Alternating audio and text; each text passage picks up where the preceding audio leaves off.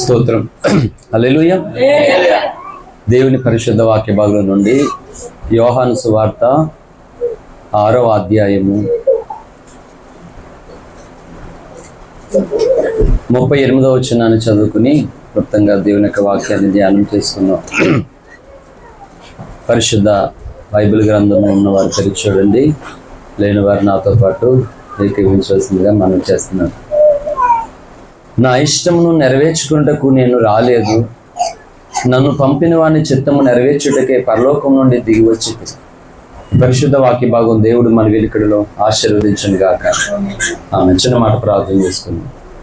స్తోత్రం నాయన, మహోన్నతుడు తండ్రి, నీ పరిశుద్ధ నామానికి వందనాలు దేవా.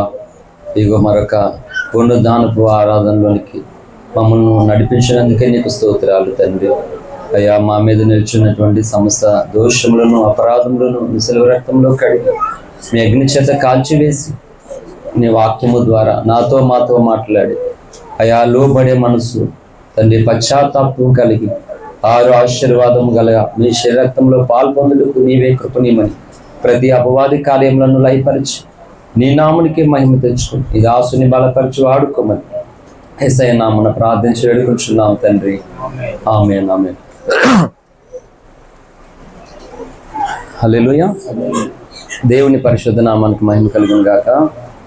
ప్రభుని ఆరాధించడానికి వచ్చినటువంటి మీ అందరికీ, లైవ్లో ఉన్న వారికి ప్రభునామంలో హృదయపూర్వకమైన వందనాలు. మంచిది, అందరూ కూడా వాక్యం మీద దృష్టి పెడదాం. ప్రార్థన పూర్వకమైన వలసిందిగా మనం చేస్తున్నాను. మనము ఎవరినైతే దేవుడిగా నమ్మి లోకంలో ఉన్నటువంటి వాటిని రిజెక్ట్ చేసి యేసు నాకు కావాలి, యేసయ్య కొరకు నేను ఏమైనా పర్వాలేదు, చావనైనా చేస్తాను, అవమానాలు పడతాను, ఈ దేవుడు నాకు కావాలని నమ్మి విశ్వాసం ఉంచి బాప్తిజము పొందాము. హల్లెలూయా. ఒకవేళ ఇలాగ ఎవరైనా పొందకపోతే దయచేసి వెళ్ళిపోండి. వేరే చర్చిలో కాదు వెళ్ళేది, బాగా విగ్రహారాధన చేసేటువంటి స్థలాల్లోకి వెళ్ళిపోండి దయచేసి. మిమ్మల్ని మీరు మోసం చేసుకుని, సేవకుడిని మోసం చేసి, సంఘాన్ని మోసం చేసి, దేవుడి యొక్క నామాన్ని మీ ద్వారా అనేకులకు చూపించాలని ఎన్నో ఆశలు పెట్టుకుని నిలువైన రక్షణ ఇస్తే ఆయనకు వెన్నుపోటు పొడిచి వేషధారణతో బ్రతికే బ్రతకంటే వెళ్ళిపోయి విగ్రహారాధన చేసుకోండి చక్కగా. కనీసం లోకంలో మిమ్మల్ని అనేకులు ప్రేమిస్తారు. ఇది ప్రారంభ విషయం అన్న. హల్లెలూయా. అయితే ఏమీ లేదు, చావనైనా చేస్తాను, ఆస్తులు అంతస్తులు ఉద్యోగాలు వ్యాపారాలు ఎవరినైనా సరే నా ప్రభు తర్వాతే, నా ప్రభు కడ్డొస్తే ఈ లోకంలో నేను దేన్నైనా వదిలేస్తాను అనేటువంటి విశ్వాసం నీకుంటే నీవు చేయవలసినటువంటి భక్తి నువ్వు అనుకున్నట్టు కాదు, నీకు నచ్చింది కాదు. కనుక ఎవరినైతే మనం విశ్వాసం ఉంచి నమ్మి ప్రేమించి ఆరాధిస్తున్నామో ఆయనే ఏమంటున్నాడంటే, బాబు అమ్మా, ఈ భూమి మీదే నా ఇష్టం నెరవేర్చుకోవడానికి నేను రాలేదు అంటున్నాడు. నేను చెప్తూ ఉన్నాను, ఈరోజనే కాదు, ఓ బలమైనటువంటి ఒక శ్రేష్టమైనటువంటి ఒక గొప్ప పనిని చేయడానికి ఎంతో బలహీనమైనటువంటి నన్ను దేవుడు ఎన్నుకుని ఏర్పాటు చేసుకుని ఉన్నాడు. జోసెఫ్ అనే నేను ఏ వ్యక్తికి జీవితంలో బానిసగా లేను, ఉండను మాట. వాళ్ళు భ్రమ అంతే. నన్ను బానిసగా నేను వాళ్ళకి లోబడాలని ఏదో బిస్కెట్ వేస్తే కుక్క పడుతుందేమో, కానీ జోసెఫ్ పడ్డాల. నువ్వు 1 కోటి రూపాయలు ఇచ్చినా సరే దేవునికి అడ్డొచ్చినప్పుడు ఐ డోంట్ కేర్ అంటాను. కనుక ఒక గొప్ప పని నేను చేస్తూ ఉన్నాను. దినదినము కూడా యేసయ్య మీద నాకు ప్రేమ పొంగుతుంది. ఇప్పుడు ఆ పాట నా హృదయంలో ధ్యానం చేస్తూ ఉన్నాను నేను. ఎందుకంటే రాత్రి అంతా నిద్ర లేదు, భయంకరమైన తలపోటు. మన చర్చిలో తమ్ముడు ఆటో గణేష్కి బాగాలేదు, హాస్పిటల్కి తీసుకెళ్ళి ఎండ మీద గ్లూకోజ్ ఎక్కించి 3 గంటలకి ఎండ మీద తిరిగి వచ్చాను. ఇంకా చచ్చిపోయినాడుగా అయిపోయాను. ఫుల్ జ్వరం, అగ్గిలా కాలిపోతుంది ఒళ్ళు, కాళ్ళు చేతులు భయంకరంగా లాగుతున్నాయి, నా గుడ్లు బయటకు వచ్చేస్తున్నాయి మాట, తల పగిలిపోతుంది మాట. తెల్లవాళ్ళు అగ్గితోటి మూలుగుతూ ఉన్నాను. ఆ పాట జ్ఞాపకం చేస్తున్నాడు దేవుడు. ఇప్పుడు నేను వచ్చేసరికి మధు పాడుతున్నాడే, యేసు అంటే సుందరుడు ఎవరు ఈ ఊరు. చాలా మంది పదాలతో పాడుకుంటూ వెళ్ళిపోతున్నారు అన్నమాట, యుద్ధం అంటే తడ్డం లాగా.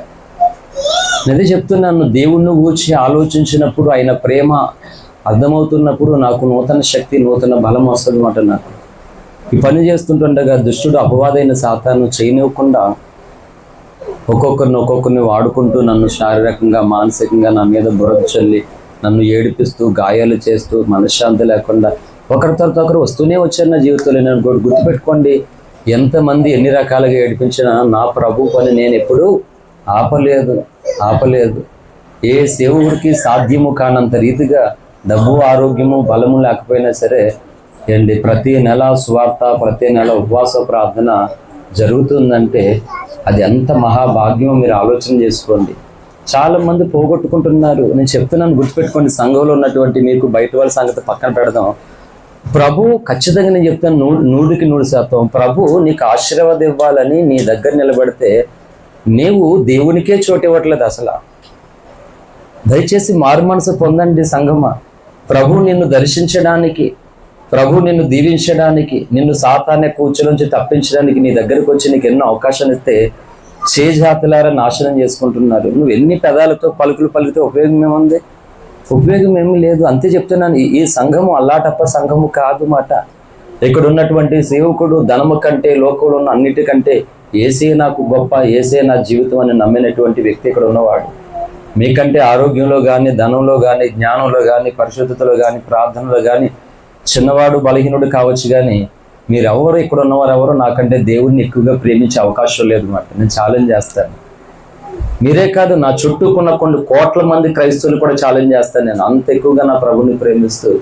మీరు ఆలోచించండి, ఒక ప్రేగుతో, ఒక పాయింట్ రక్తముతో నేను ఆయన కొరకు ప్రకటించి మాట్లాడేదంటే ఎవరిని గొప్ప చేయడానికి, ఎవరికో అమ్ముడైపోవడానిక? నేను అదే చెప్తూ ఉన్నాను. సంఘ సహవాసం అంటే మీకు ఏం చెప్పిన, ఆదివారం ప్రార్థన అసలు ఎందుకు రావాలి చెప్పండి. అడగండి ఏ పాస్టర్నైనా మీరు. సేవకుడా బోళ్ళు ప్రార్థన జరుగుతాయి కదా, ఆదివారం ఎందుకు రావాలని అడగండి. ఏ సేవకుడు కరెక్ట్గా చెప్తాడని మీరు అలాగే అడగండి. ప్రతి సేవకుడిని మీకు 199% ఆన్సర్ రాదు. మీకు 99% ఆన్సర్ రాదు. అంటే మీరు చూడండి, ఆదివారమే ఎందుకు రావాలో సంఘానికి తెలియపరచలేనటువంటి సేవకుడిని ఏమనుకోవాలి చెప్పండి మీరు. అంటే అదే అంటున్నాను, మనం ఎద్దుల్లాగా ఏదో ఎడ్డు ముఖంలాగా వచ్చేస్తున్నాం ప్రార్థనలకి. ఐఎమ్ వెరీ సారీ, అలా కాదు. నువ్వు ప్రతిదీ కూడా ఎందుకు చేస్తున్నావు?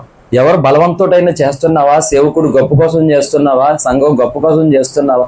అసలు దేని కొరకు నువ్వు చేసేది ప్రతిదీ? లేకపోతే ఆపేస్తున్నావు దేని కొరకు? తెలియాలి నీకు. ఏమండి, రాకడ సమీపిస్తుంది, శ్రమల కాలం సమీపిస్తుంది, భయంకరమైనటువంటి వ్యతిరేకతలు, ఇలాంటి కష్టమైనటువంటి పరిస్థితుల్లో అసలు నీ విశ్వాస పరిమాణం తరిగిపోతుందా, పెరుగుతుందా నువ్వు చూసుకోవాలి. దినదినం కూడా భయంకరంగానే దాడి, సాతాను దాడి, ఎన్నో పోరాటాలు పోరాడుతూ సార్వత్రిక సంఘానికి కావలసినటువంటి సందేశాలను ఇవ్వడానికి దేవుడు కృషి పెడుతూ ఉన్నాడు. హల్లెలూయా. ఎవరొకరికి ఇచ్చేస్తాను, ఏదో చెప్పేస్తారు మాట. కానీ నాకున్న గురి గమ్యం మీకు ఎవరికి ఇంకా రాలేదు. మీకు నేను చెప్తున్నాను, వాక్యం ఎత్తే చెప్పేస్తారు. చెప్పడం కాదు నాకు కావాల్సింది. నా గురి ఏంటో, నా గమ్యం ఏంటో, నా హృదయంలో పరిశుద్ధాత్ముడు పెట్టినటువంటి భారం ఏంటో ఆ స్థాయిలోకి మీరు రావాలి. ప్రసంగాలు చేయడం కాదు గొప్ప, గంట సేపు గంటన్నర ప్రసంగాలు చేయడం కాదు గొప్ప, 5 నిమిషాలే నువ్వు చెయ్యి. కానీ నువ్వేదైతే చెప్తూ ఉన్నావో ఆ తీవ్రత, ఆ మంట, దానికి తగినటువంటి స్వభావం, మనసు, ఆలోచన నీకు రావాలి మాట. నేను అందుకే ఎన్నోసార్లు చెప్పాను, ప్రసంగాలు చెప్పడానికి ఎత్తుకో. దేవుడు సాక్షి అది వరకు నేను బైబిల్ ముట్టుకోలేదు తెలుసా. నిన్న ముట్టుకోలేదు, ఈరోజు ముట్టుకోలేదు బైబిల్. ఇచ్చాను అలాగా, అలవాటు అయిపోయింది. ఎందుకంటే సర్వకాల సర్వవస్తుల్లో పెళ్లి ప్రసంగాలు చేస్తారు, పెళ్లికి చెప్తారు. అండ్ వ్యాధి అందును, ఆరోగ్యం అందును, లేమి అందును, కలిమి అందును, ఈమెకు లోబడి ఈయనకు లోబడి భారీగా ఉంటావంటే ఆమె ఉంటానని ఒకటే అవుతుంది ఎడ్డుమొక్కలాగా. కొన్ని రోజులు అయిపోయిన తర్వాత బట్టలు సర్దేసుకుని వెళ్ళిపోతుంది ముందే. నాకు పెళ్లి చేసే అవకాశం వచ్చినప్పుడు సరైన పెళ్లి చేస్తాను నేను. ఎందుకంటే నేను ఎంతవరకు 100కు పైగా పెళ్ళిళ్ళు నా చేతిలో జరిగినాయి. కానీ పెళ్ళి నా ద్వారా జరిగాయి, కానీ దానికి అధ్యక్షుడు నేనేమో, కానీ పూర్తి రైట్స్ తోటి వివాహకర్తగా నేను చేయలేదు. చెప్తున్నాను అవసరాన్ని బట్టి. అలాగే వ్యాధి అందు, లేమి అందు, కలిమి అందును ఈమెను ప్రేమిస్తావంటే ఈ ఎడ్డు మొక్కలాగా ఈడు కూడా ప్రేమించేస్తానని తలూకేస్తాడన్నమాట. వీళ్ళందరూ ఎవరిని మోసం చేస్తున్నారంటే ప్రభుని మోసం చేస్తున్నారు. హల్లెలూయా. నేను ఎందుకు చెప్తున్నానంటే వ్యాధి అందును, ఆరోగ్యం అందును, సుఖమందును, నష్టమందును, అవమానమందును, ఘనత అందును నా ప్రభువుని ఎలా ప్రకటించాలో అలాగే ప్రకటిస్తున్నాను ఎంతకాలం అన్నమాట. హల్లెలూయా. మీలో ఎవరైనా ఒకరు చెప్పగలరా, డబ్బులు ఇస్తే పాస్టర్ గారు మనతో బాగా మాట్లాడతారు, లేకపోతే మాట్లాడండి, దమ్ము ధైర్యం ఒక్కరు కూడా ఉండదు. హల్లెలూయా. నా శరీర అవయవాలు బలహీనమై జబ్బుతూ ఉన్నాయేమో కానీ నా గుండెల్లో దేవుని యొక్క ప్రేమ జ్వాల మాత్రము అనంతమైన శక్తితో తీవ్రతతో బయటకు వస్తుంది మాట. సాతాను శక్తులే భయపడుతూ ఉన్నాయి. హల్లెలూయా. కనుక ఆదివారం ప్రార్థనకు ఎందుకు రావాలో చెప్తున్నాను, గుర్తుపెట్టుకోండి. ఆదివారం ప్రార్థన సార్వత్రిక సంఘంలో 190% మంది ఆదివారపు ఆశీర్వాదాన్ని వాళ్ళు తొంగలు తొక్కేసుకుంటున్నారు, పోగొట్టేసుకుంటున్నారు మాట. కనీసం అగాపే సంఘంలో ఉన్నటువంటి వ్యక్తులు కానీ అర్థమైందంటే ఇంకా అధ్వానంగా తయారవుతూ ఉన్నారు. కేవలము ప్రభు శరీర రక్తములు ఉన్నటువంటి 6 ఆశీర్వాదాలు అవి ఆదివారం మాత్రమే పొందుకోగలుగుతాం. తీర్పు అనేటువంటిది నీకున్నది. ఆ తీర్పు నుండి తప్పించుకోవడం కొరకు ఆదివారం సంఘంలో మొదటి సందేశము ద్వారా నువ్వు పశ్చాత్తాపడి హెచ్చరిక పొంది పాలు పంపులు పొందుతావా, అలా వస్తుంది ఆశీర్వాదం. అందరికీ రాదు. కులిపాట్లు పడేవారు ఒకరు, నిద్రపోయేది ఒకరు, మౌనంగా ఉండేవారు ఒకరు, బలలో బయటకు తిరిగేవారు ఒకరు, సినిమా హాల్ అటెండ్ ఏమన్నా అయితే. ఇంకా ఆదివారపు ఆరాధన క్రమంలోనికి మీరు రాకపోతే దేవుడికి అవమానం కాదు. కేవలం ఆదివార ప్రార్థన అదే. మరి మిగిలినటువంటి ఈ ఆదివారపు ప్రార్థన నిత్యత్వములో నీవు నిత్య నాశనము నుండి సింహాసనం ఎదుట తీర్పు ఉంట చూసావా, దాని నుండి నువ్వు దోషిగా తప్పించుకొని నిర్దోషిగా ఉండడం కొరకు నీకు కావలసిన ప్రార్థన ఆదివారపు ప్రార్థన. హల్లెలూయా. మిగిలిన ప్రార్థన అంటావా, పిల్లలు లేని వాళ్ళకి పిల్లలు, అప్పులు ఉన్న వాళ్ళకి అప్పుల నుండి విడుదల, సమాధానం, నెమ్మది, ప్రశాంతత, దేవుడు నీకు కొన్ని వరాలు ఇచ్చేయంటే ఆదివారం ఉండవా? అవి తిక్కలోళ్ళు, బోధించే వాళ్ళు, వినేవాళ్ళను. అవి మిగిలినటువంటి ప్రార్థనలు సంఘ సహవాసంలో పెట్టాడు. సంఘ సహవాసాన్ని నిర్లక్ష్యం చేసి ప్రతి ఒక్కరు చెప్తున్నాను, వాళ్ళు ప్రత్యక్షతలు మట్టి పాలు చేసుకున్న వాడు అయిపోతారు అన్నమాట. వాళ్ళందరూ కూడా వారి జ్ఞానం లూసిఫర్ దేని కొరకు వాడుకున్నాడు? తన జ్ఞానాన్ని చెప్పండి. దేవుని మహిమ కొరక, తన నాశనం కొరకు వాడుకున్నాడు. మిగిలిన వారు కూడా అంతే. సంఘ సహవాసములో నిజమైన ఆశీర్వాదం పెట్టాడు దేవుడు. అది తెలియకపోయింది మనకి. ఇంకా చెప్తున్నాను, బయట సంఘాలతోటి ఈ సంఘాన్ని పోలిస్తే ఇక్కడ మన వాళ్ళు అందరూ ఫెయిల్. ఇక్కడ రారు, నిర్లక్ష్యం మాట, సోమరితనం, నిర్లక్ష్యం. బయట సంఘాలు సహవాస ప్రార్థనకి వెళ్ళలో నెంబర్ 1 వాళ్ళు. నేను చెప్తున్నాను, ఆ విషయంలో ఆ సంఘాలకి సాటి సంఘాలు సిగ్గుపడాలి మీరు ఆ విషయంలో. హల్లెలూయా. ఏంటి అదే అంటున్నాను, ఈ జనులు తమ దురద చెవులుగా తక స్వకీయ బోధకులు తమ కొరకు పోగు చేసుకున్నారట. పోగు చేసుకుని ఎవరికి నచ్చినటువంటి బోధకులను వాళ్ళకి. అంటే సేవకుడు నీకు నచ్చితే నువ్వు దేవుడిని ప్రేమిస్తావా? సేవకుడు నీకు నచ్చితే దేవుడి పని చేస్తావా? సేవకుడు నీకు నచ్చితే నువ్వు దేవుడిని వెంబడిస్తావా? ఇది బుద్ధిహీనత కాదు. సేవకుడి మీద పెత్తనాలు, సేవకురాల మీద పెత్తనాలు ఈ చేయడానికి దేవుడు రక్షణ ఇచ్చింది నీకు. నరకం నుండి తప్పించింది ఎందుకండి చెప్పండి? ఎందుకు? సేవకుడి మీద, సేవకురాల మీద, సంఘాల మీద పెత్తనం చేయడానిక కాదు. నీ నాశనం నుండి నువ్వు తప్పించుకోవాలి. సాధ్యమైతే నీవు సమాజంలో కొందరి రక్షణ కొరకు ఎంత కన్నీరు కారుస్తున్నావు, వాళ్ళ మార్పు కొరకు నువ్వు ఎంత తగ్గింపు కలిగి ఎన్ని గాయాలు పొంది ఇదన్నీ చూస్తాడు. అక్కడ ఇవన్నీ మార్పు లేకపోతే నువ్వు అలాగే వెళ్ళిపోతే పరలోకానికి వెళ్ళిపోవడం అంత సీన్ ఏమి ఉండదు.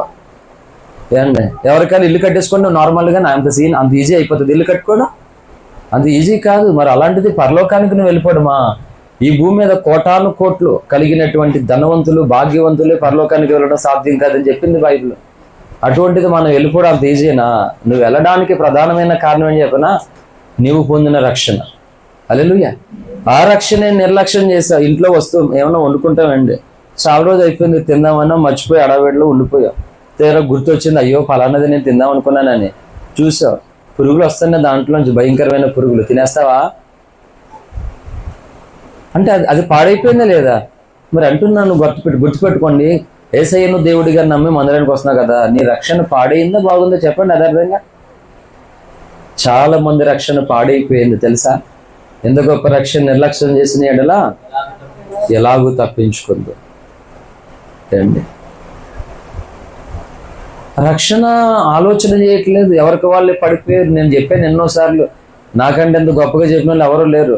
సంపాదించుకోండి చక్కగా, ఉద్యోగం, వ్యాపార పని చేసుకోండి, చక్కగా చేసుకోండి. కానీ నువ్వు చేసేది ఏది కూడా నీ దేవుని పనికి అడ్డుగా ఆటంకంగా ఉన్నంత వరకు నువ్వు కష్టపడని చెప్పాను నేను. అందుకని నేను చెప్పాలి,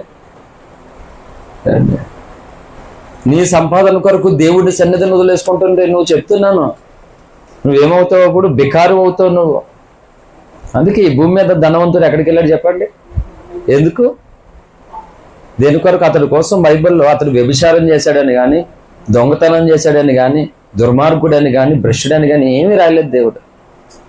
కానీ ధనవంతుడు నరకానికి వెళ్ళాడని రాశాడు. కారణం ఏంటి చెప్పండి? ఒక కారణం, నరకానికి వెళ్ళడానికి దేవుడిని తాను పొందిన రక్షణ నిర్లక్ష్యం చేయడం మొదటిది. హల్లెలూయా. అంతే, అంతకుమించి ఏమీ లేదు. మనం తెలివైన వాళ్ళు, అందుకే అంటాను కదా, మిగతా సంఘాలలో పరిశుద్ధత నేర్చుకొని చూసారు అంతే ఎల్కేజీ చదువు. అది సినిమాలు చూడడం మానేసి, లేదంటే పాపం చేయడం మానేసి, ఇంకోటి మానేసామంటే చూసావు ఆ చిన్నపిల్లలు చదువు. అది అలాగనే వెళ్ళమంటలేదు, మిమ్మల్ని చూడమనట్లేదు మాట. అక్కడితో ఆగు. నీ పరిశుద్ధత ఎవరికి ఉపయోగం చెప్పండి? నేను ఇష్టం ఎవరికి ఉపయోగం? హల్లెలూయా. విలువైనటువంటి భోజనాన్నే పెట్టలేకపోయారు షడ్రక్ మేషక్ అబేద్నెగోలకి. అంటే అది అపవిత్రమేమో, నా ప్రభుకి అది మమ్మల్ని బలహీనపరుస్తుందేమో, మాకు వద్దు అని రాజభోజనాన్ని తృణీకరించారు వాళ్ళు. కాదా? అది అంటున్నాను. నష్టపోతూ ఉన్నారు, మిమ్మల్ని మీరే మోసం చేసుకుంటూ ఉన్నారు. ఏదో అవసరాన్ని బట్టి, ఏదో అవకాశాన్ని బట్టి మందిరానికి వెళ్ళడం రాలేదు. నా జీవితంలో సంపూర్ణంగా ఆరోగ్యంగా ఉండి మందిరానికి వెళ్ళింది చాలా తక్కువ మాట.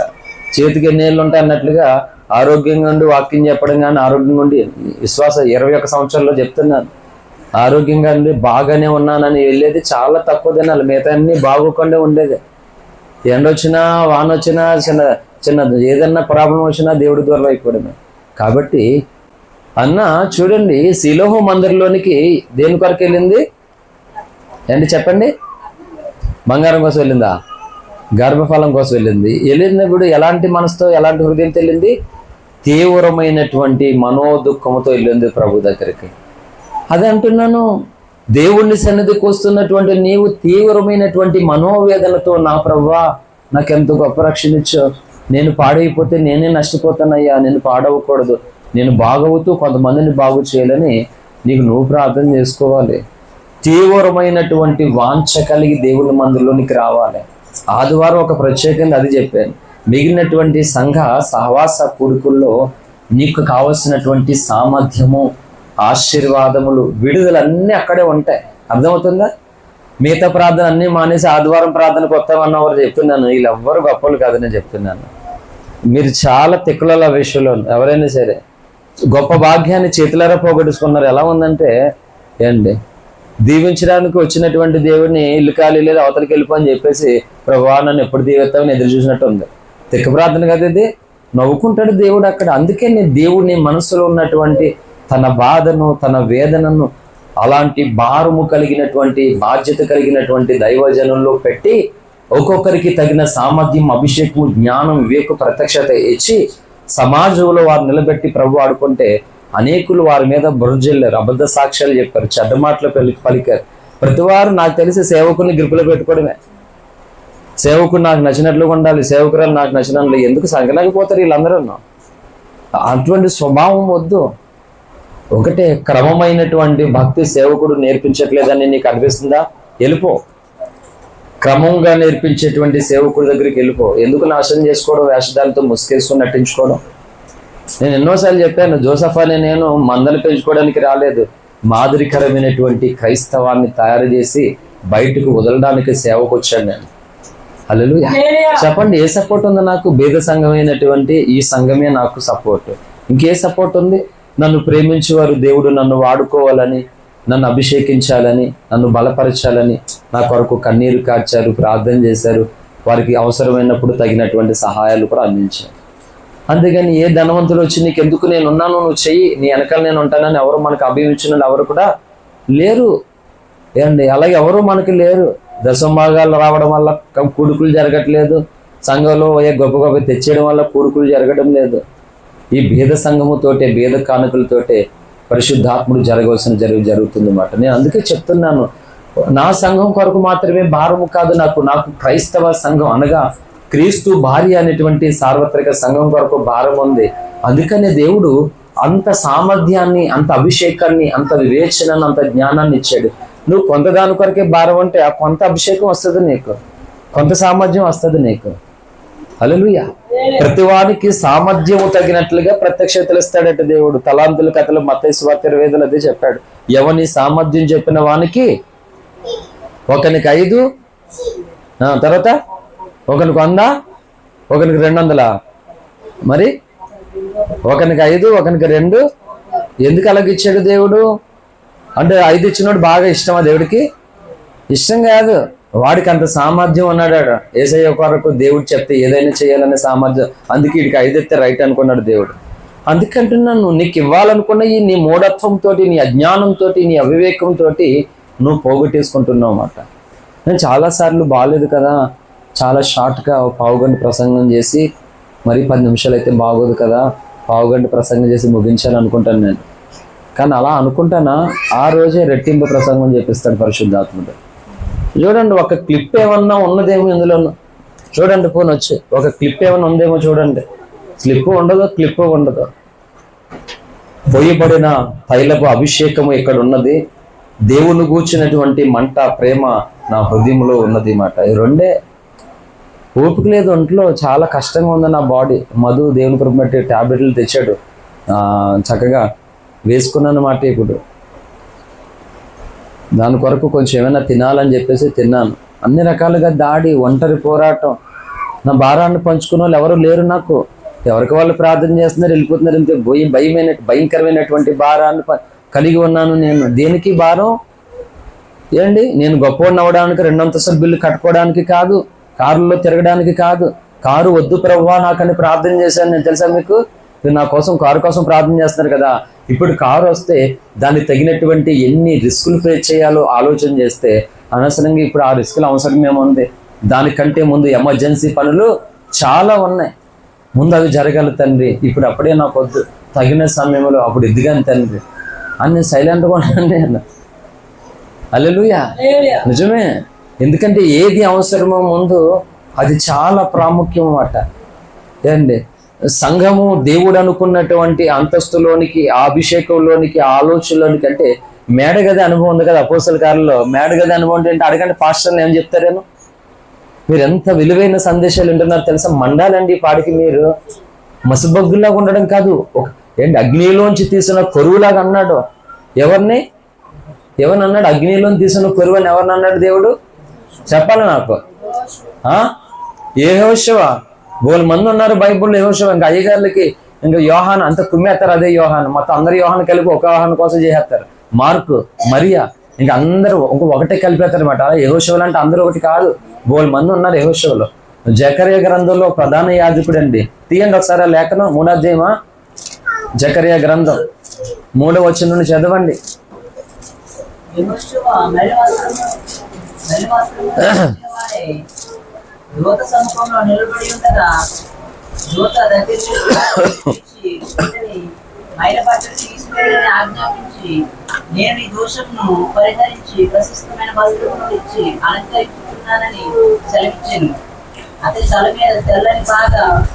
పాగ అంటే అది రాజకుమారుడికి ఉంటుంది కదా పాగ. ఎన్నాళ్ళు పెళ్ళిళ్ళకి, హిందూ పెళ్ళిళ్ళు చేసేటప్పుడు పెళ్లి కొడుక్కి ఇది పెట్టేవారు కదా పాగ.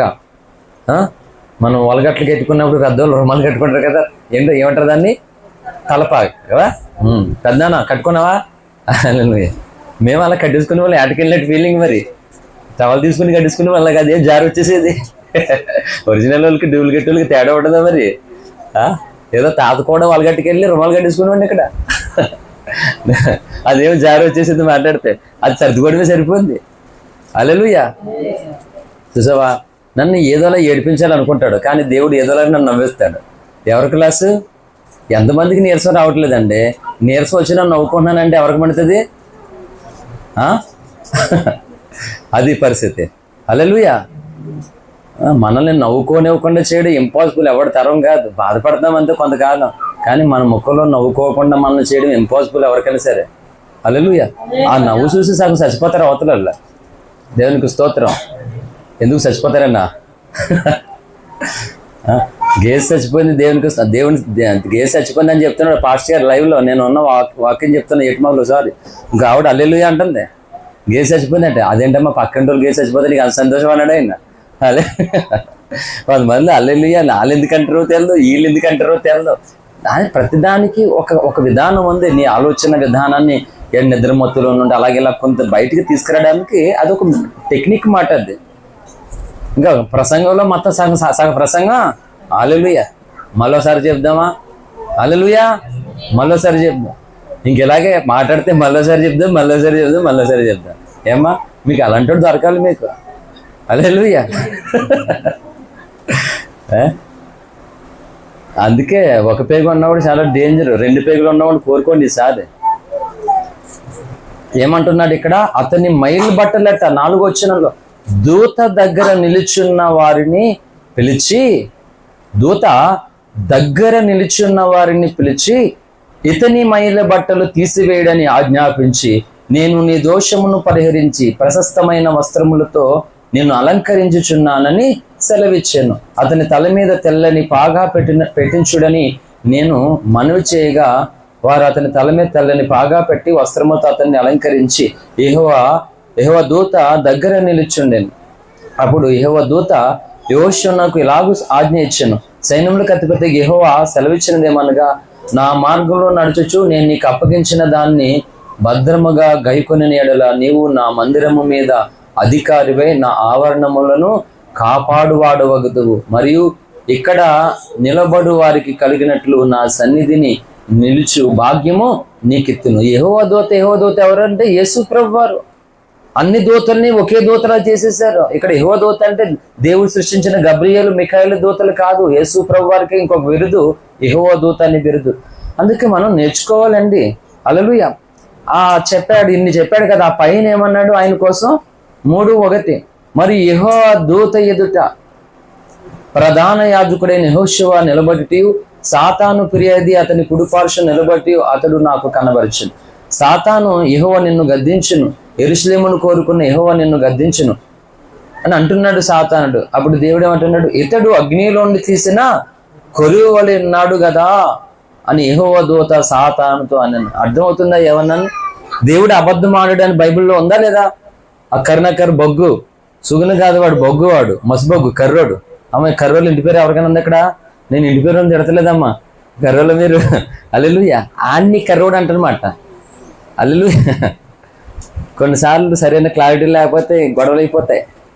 మనం ఎందుకు అనవసరమైన గొడవలు పెట్టుకోవడానికి? చెత్త చెదారం నేను వదిలేస్తాను, పట్టించుకోను.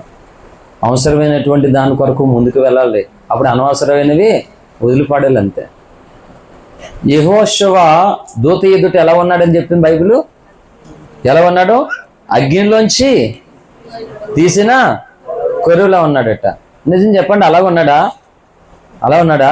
సాతాను ఏం చెప్తున్నాడు? యెహోవా నిన్ను గద్దించును గాక అంటున్నాడు. మలిన వస్త్రాలతో ఉన్నాడని లేఖనం క్లియర్గా చెప్తుంది. ఏది నిజం చెప్పండి? ఇప్పుడు దేవుడు అబద్ధమాడడానికి ఆయన నరుడు కాదు అని ఉంది కదా లేఖనం. అమ్మ ఎవరు నిద్రపోకండి. అసలు ఒంట్లో బాగాలేదు, నిద్రపోయిన పట్టించుకోవడం అనుకుంటారేమో. సమస్య లేదు అసలు అని. హల్లెలూయా. చెప్పండి, ఇప్పుడు దేవుడు అబద్ధము ఆడడు అని బైబిల్ చెప్పింది.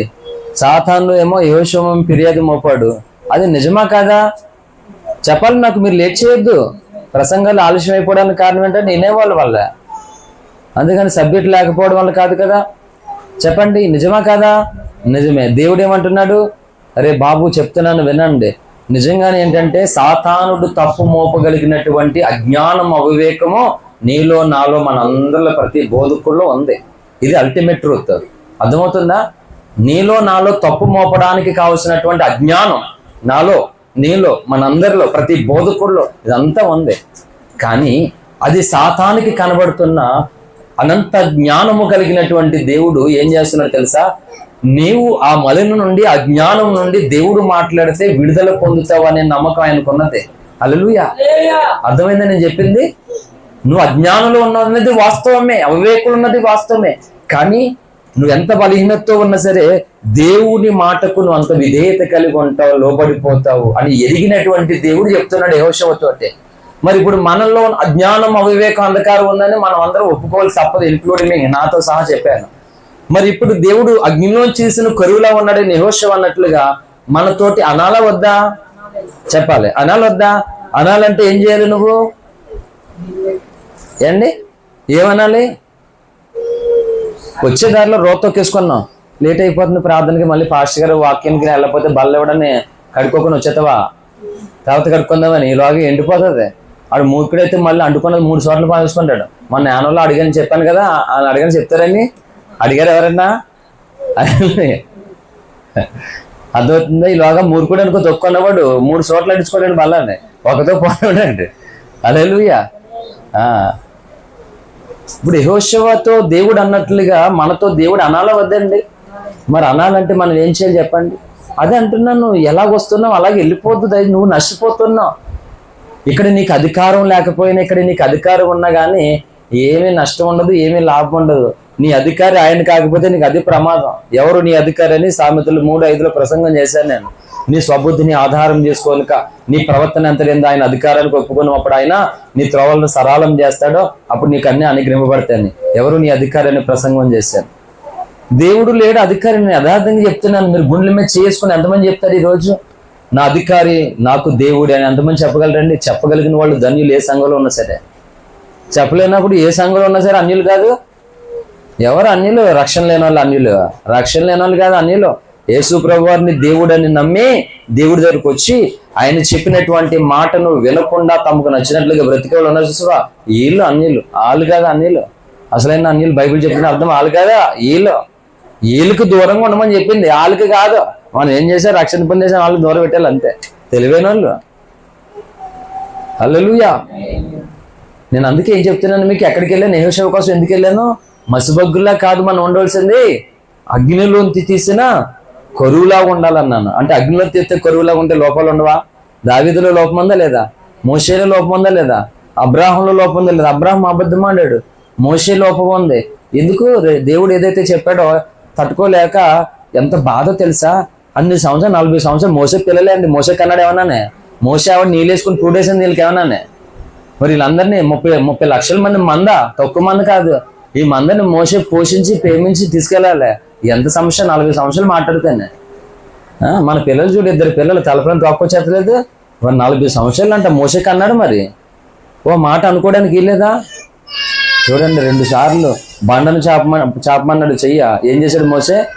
ఇసుకించేస్తున్నారు అక్కడ. వాళ్ళు మామూలుగా గడిపించేస్తున్నారు. చెప్తాను కదా, కొంతమంది రెచ్చగొడతారు. రెచ్చిపోవద్దు అసలు. అలా రెచ్చిపోతే ఎప్పుడో కూల్ చేసుకుందనేది. ఎవరికల్లా రెచ్చగొట్టి బురజల్లేస్తే అందుకు నీ చెవితోటి అంటాను మూలుగుతాను, ప్రార్థన గదులు ఏడుస్తాను. అందుకే చెప్తున్నాను, దైవజనుడి యొక్క కన్నీరు ఎవరైతే దుర్వినియోగ పాలు చేస్తారో ఖచ్చితంగా చెప్తున్నాను, వాళ్ళు ఎవరు ఆశీర్వాదం పొందరు అసలు. నేను చెప్తున్నాను, నాకు బాగున్నా బాగోపోయినా ఎక్కువ లేచి కన్నీరు కారుస్తాను సంఘంలో ప్రతి వ్యక్తి కోసం. దీనికి పరిశుద్ధాత్ముడు సాక్ష్యము తెలుసా? అసలు మీ కొరకు ఒక వ్యక్తి కన్నీరు కారుస్తున్నాడంటే చెప్పండి, దేని కొరకండి? దేని కొరకు? నువ్వు దశంభాగ్యం ఇవ్వాలన్నా, పాష్ గారు ఎక్కడి నుంచి అంటే అక్కడ మా అయ్య గారు గొప్ప చెప్పాలన్నా, ఎవరికి కావాలి నీ గొప్ప? దేవదూతలు చెప్పుకుంటారు నా కోసం, తెలుసా నీకు?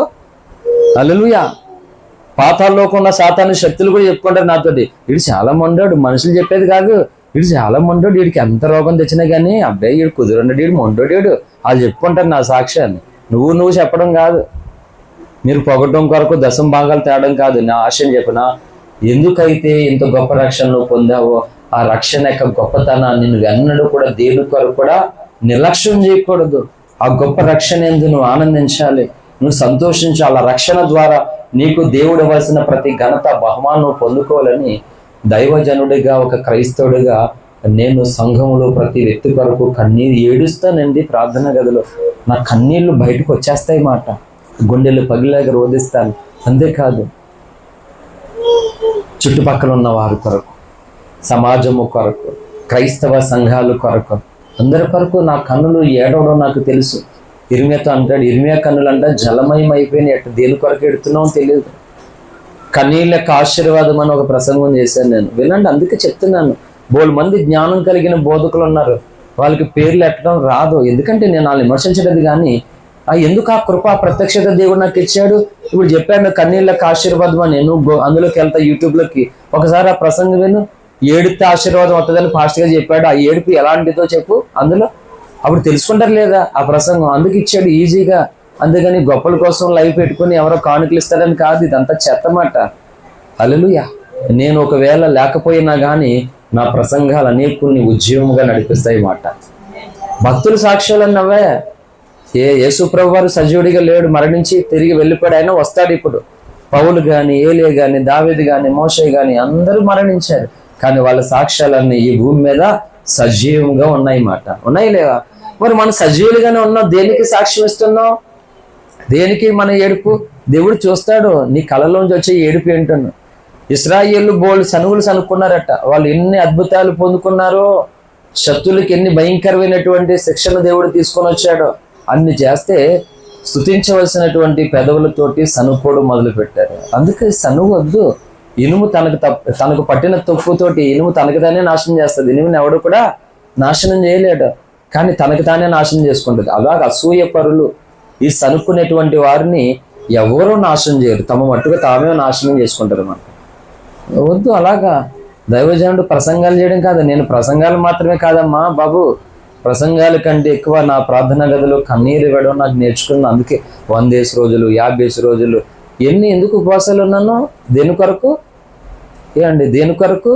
ప్రసంగాలు చేస్తే ప్రసంగాలు చేయని పని కన్నీటి ప్రార్థన జరుగుతుంది, ప్రసవేదన జరుగుతుంది అని కడుపు మార్చుకుని ఆరోగ్యాన్ని పోగొట్టుకుని ఎందుకు? ఇప్పుడు నేను సేవ చేస్తూ ఉన్నాను, ప్రసంగాలు చేస్తున్నాను, ఏ ఒక్కరిలో తీవ్రత మంట కలగలేనప్పుడు నేను బ్రతకడం కంటే చావడమే మేలు అనుకుంటాను. నేను కనీసం నేను చచ్చిపోయిన తర్వాత అయినా మారతారనుకుంటే, అయితే నాకు ఆ వరం ఇచ్చే ప్రభువా, ఎందుకు అలాగా నేను ఎంతకాలం బ్రతుకు సేవ చేయడంటే ఎవరి దారి వాళ్ళదైనప్పుడు ఎందుకు వీళ్ళకి భారం కలిగిన సేవకుడు? అంతే కదా. ఎందుకు నీకు బాధ్యత కలిగిన సేవకుడు? ఎందుకు? నీకు నచ్చినట్లుగా నీ ఆలోచనల ప్రకారంగానే నువ్వు బ్రతకడానికి తీర్మానం చేసుకున్నప్పుడు ఇంక నీకు భారం కలిగిన సేవకుడు ఎందుకు నీకు? చెప్పండి, అవసరమా? అవసరం కాదు. అందుకని ఇశ్రాయేలుని దావీదు లాంటి గొప్ప రాజు పరిపాలన చేసే అవకాశం ఇచ్చాడు. దావీదు పాలనలో కూడా దావీదు మీద బుర్రచెల్లి పోగొట్టుకున్నవారు అన్నారు. తర్వాత సొలొమోన్ వచ్చాడు. తర్వాత సొలొమోన్ చచ్చిపోయిన తర్వాత సొలొమోన్ కొడుకు వచ్చాడు. వచ్చిన తర్వాత దావీదులాగా సొలొమోన్ లాగా ప్రజలకు ఆ పాలన అందిందండి? అందిందా? అందదు. బాధ్యత కలిగినటువంటి దేవుని యొక్క ప్రత్యక్షతను కలుగుతున్నటువంటి దాన్ని నువ్వు పోగొట్టుకుంటే తర్వాత నువ్వు దానికి తగినటువంటి భయంకరమైన స్థితి ఎదుర్కొనేలాగా చేస్తాడు దేవుడు. హల్లెలూయా. కనుక నేను ఏం చెప్తున్నానంటే, ఆదివారపు ప్రార్థన నిన్ను నిత్యత్వంలో తీర్పు అనేటువంటిది ఒకటి ఉంది కదా, ఆ తీర్పులోనికి నువ్వు వెళ్లకుండా ఇక్కడే నువ్వు ఎక్కడికక్కడే రెడీగా ఉంటామన్నమాట, సిద్ధపడుతూ ఉంటామన్నమాట. అంటే రెడీగా ఉన్నావు, ఫోన్ చేసా వచ్చేమంటే వెంటనే వచ్చేస్తా, ఇంకా స్నానం చేసుకోవాలి, బ్రష్ చేయలేదంటే వాళ్ళు ఎప్పుడు వస్తారు? అవునా? చాలా టైం పట్టేస్తుంది. అలా రెడీగా ఉన్న వాళ్ళు వెంటనే వచ్చేస్తారన్నమాట. అలాగా ప్రభు శరీరక్తంలో పాలు పొందడానికి కావాల్సినటువంటి వాక్యము నిన్ను ఎప్పటికప్పుడే సిద్ధపరిచి పశ్చాత్తాపంతో నిన్ను ఆ జీవాన్ని పొందుకునే స్థితిలో నిలబడుతుంది. మరి భౌతిక సంబంధం వద్ద మొన్న వచ్చాడుగా దైవజనుడు ఒక అద్భుతమైన సందేశం. చాలా మంది పోగొట్టుకుంటారు. తప్పదేక నేను ఎన్నోసార్లు చెప్పాను, ఈ భూమి మీద మనం ఉంటుండగా నీవు తెలుసుకోవడానికి నీకు ఏది అవసరమో అనగా దేవుడు నీకు ఏమి నేర్పించాలనుకుంటున్నాడో ఆ సంగతులన్నీ దేవుడు నీకు నేర్పిస్తాడు. అవి నేర్చుకోవాలనే దాహం లేకపోతే నువ్వు నేర్చుకోలేవు. ఒక విలువైన సందేశం ఇచ్చాడు ఆయన, ఒక అద్భుతమైన సందేశం మాట. నేను చాలా సంతోషించాను ఆ సందేశానికి. హల్లెలూయా. దేవుని వర్తమానం ఇవ్వడానికి ప్రవక్త 150 కిలోమీటర్లో మంచి వాక్య సందేశం, దేవుని ప్రత్యక్షతలు కలిగి ధనవంతుడు వస్తున్నాడు, సేవకుడు పరిగెట్టడం కాదు, గొర్రెల్లాగా దేవుని భారము కలిగి దేవుని ప్రత్యక్షత కలిగి ఒక దైవజనుడు వస్తున్నాడు అని దేవుని యొక్క వాక్యం వినడం కొరకు పరుగులు తీసుకుని వెళ్ళాలి. 150 కిలోమీటర్లు విరేచనాలు అయిపోతున్న సమయంలో ఆత్మీయ తండ్రి దైవజనులు లోఫిరి గారు హైదరాబాద్ నుండి నల్గొండ, సూర్యాపేట వరకు, నకిరికల్ వరకు చెప్పాను కదా. పెదవసలో నా సైకిల్ ఎక్కడికో చెప్పానా? పెదవసలకు వచ్చిన వాళ్ళు మొన్న ఎక్కడిదా సైకిల్? భారతదేశాన్ని పరిపాలించినటువంటి బ్రిటిష్ వాళ్ళు ఓఫిరి గారి తాతని ప్రేమించి ఇచ్చిన గిఫ్ట్ అది సైకిల్. ఆ సైకిల్ ఆయన తొక్కి తొక్కి తొక్కి ఓఫిరి గారి నాన్నగారికి ఇచ్చాడు. ఆయన తొక్కి తొక్కి ఓఫిరి గారికి ఇచ్చాడు. అంటే తాత తొక్కింది, నాన్న తొక్కింది, మనవడి దాకా వచ్చిందంటే అప్పుడే తీసిన సైకిల్ లాగా ఉంటుందా? అటువంటి సైకిల్ తోటి 150 కిలోమీటర్లు మోసం అయిపోతున్న సమయంలో వాక్యం నేర్చుకోవడానికి వెళ్ళాడు. నువ్వేమీ నేర్చుకో, ఒక వంకలెట్టి అందరిలో బాగా బెండకాయలు ముదిరిలా లేతయో, వంకాయలు పుచ్చులు ఉన్నాయి లేవో, అలవాటు అయిపోయింది మనకి.